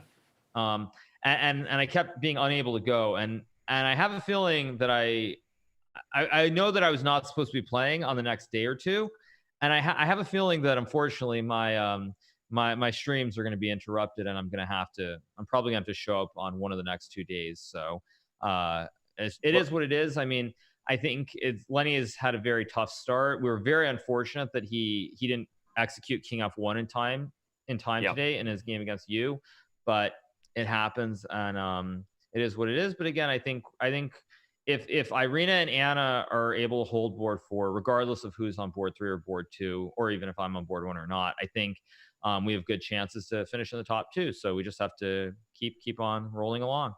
Well, on that note, Hikaru, you said you're probably gonna have to keep playing, and you think that partly because you have so much experience playing serious events online, right? You just made it to the final at the Magnus Invitational. You've probably played more, we'll call it games that matter in online chess than any other player in the world, maybe, right? And so do you think that gives you an advantage where maybe some of your peers and your teammates can struggle at times, a guy like Lanier who maybe just hasn't found it yet? Yeah, I mean, I think the difference is primarily, like Lenny has played a lot less online relative to all 3 of us, actually. If you look at myself, you look at Wesley and Fabiano, they both have played the Speed Chess Championship many times.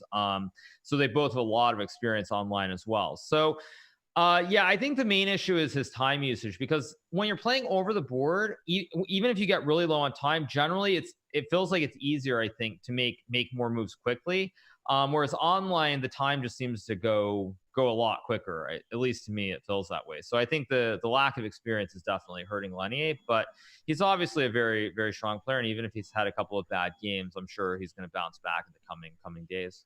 Well, Hikaru, I know a lot about time ticking quickly, and I'm just going to bring it up for everybody to hear. It was adopting me better than maybe even winning an event like the Online Nations Cup? Like, just be honest with everybody. I think am I really going to say this? I think adopting Danny is the highlight at the end of the day in any world, because like when I adopted you, Robert, like it felt good, but there wasn't any kind of like any sort of ego or trash talking like you thought you could avoid it. Whereas Danny's always like thinking he can avoid getting adopted by all of us. So I enjoyed beating you, but beating Danny is always going to be the highlight. You did dirty flag me in one rook ending. You got to admit that, right? That rook ending was key. So yeah, that was tough, but. True. Hikaru, you're awesome, man. Again, I know this event is interrupting your streams, but I got to give a shout out to you while you're here. The fastest growing channel on Twitch. If you're not already following GM Hikaru's Twitch channel, that is a you problem. You should definitely be doing that. Hikaru is streaming daily, and it's awesome. And he even got a shelf out. Tell everybody about the new shelf for the streaming decor that you've added. Yeah, so I think I mentioned on my stream yesterday, I bought a bookshelf on Amazon a few weeks ago, and it arrived. So I put it together. Put some stuff behind me. I think you guys can see the trophy that I drank the beer out of a couple days ago, and just some stuff to give people an idea of what what interests me. So you need to put a photo of me on there somewhere, because a photo of you. Yeah, I'll do. Maybe I'll dig up one of our team photos from the Olympiad in Hanti. All those. I just want a family photo. As long as it's not the creepy photo that Jaren made of me as a baby in your arms. As long as it's not that one. So. Maybe that's a good idea. I'll actually have to think, and maybe I'll put one of those up. All right, man. Well, good luck to you and Team USA for the rest of the event. Hopefully we have you back and maybe talking about a super final Sunday. But either way, thanks for joining us, and we'll see you on your channel streaming soon. Yeah. All right. See you guys. Thanks, Hikaru. Bye. That was the one and only Hikaru Nakamura hopping in with us and giving us his thoughts on this game. You can't even keep up with his analysis at times, and Apologize there if it was going too fast for everybody. It was going too fast for me. You can just say it. For those who are ready to pile on, just say it. But either way, you should at least be ready to watch more chess here in the FIDE.com Online Nations Cup. The schedule rolls on. Tomorrow is Friday. Round 7 and 8 will commence, and Robert and I will have the call.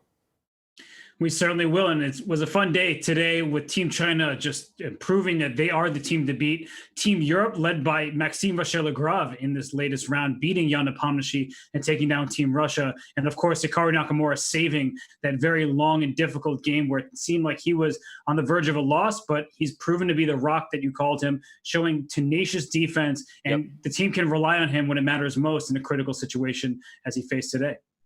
It's interesting, he highlighted this critical moment where you and I both knew Vichy was still much better, but Hikaru saw it a little differently, that he knew Vichy was so much better even here that it felt like relief for Vichy to simplify, and that he felt that other moves, kind of sitting on the weaknesses or just poking, might have made this one really tough. And he's right in hindsight, right? Because Hikaru was also under time pressure too. So, but again, hard to blame Vichy for going to that winning ending. You just don't always run up against the kind of tenacious, practical defense that Hikaru does. You know, as he said, he plays all these online serious events and kind of makes you a little more ready maybe to hold these games. So, again, coming back out here just to say that there were a lot of other interesting games. Let's actually show real quick how the game broke down. The final position here between Timur Rajabov and Ding Liren ends on e5 because the capture is just a lost king and pawn ending. The king has to choose. If you go to this side, you win over here, and if you go to this side, you win on the queen side. So Ding Liren converts, gets a little bit of revenge, I guess, for losing the World Cup, huh? Revenge is certainly sweet, and Ding Liren's having a great event himself. It feels like he's going a bit under the radar because some of his games aren't as adventurous or as, let's say, tactical in nature, but Ding Liren proving to be a very stable board one for Team China. And of course, we've talked about Yu Yingyi multiple times with how well he's been playing for the Chinese team.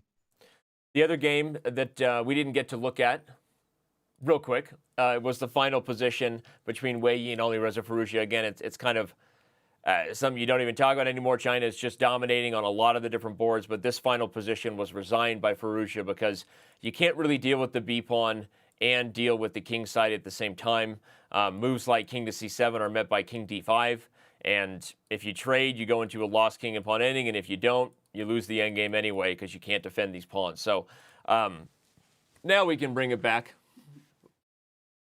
Robert, those are our standings. Obviously, China and Europe ahead of the field. Europe gets a lot of credit for, once again, winning 2 matches today. So they're keeping pace, but Team USA right behind them. The matchups tomorrow will be huge, of course, as we see which team maybe positions themselves as the clear leader for second place. And that's what it's become, right? A race for second place. And today you'd say 2 of the heroes are Levon Aronian for beating Alireza Firouzja in that long end game where he just, in the nick of time was able to pull out the full point. And then Maxime Vachier-Lagrave, who did something similar against Jan Nepomniachtchi. So Team Europe, they've righted the ship after the day one.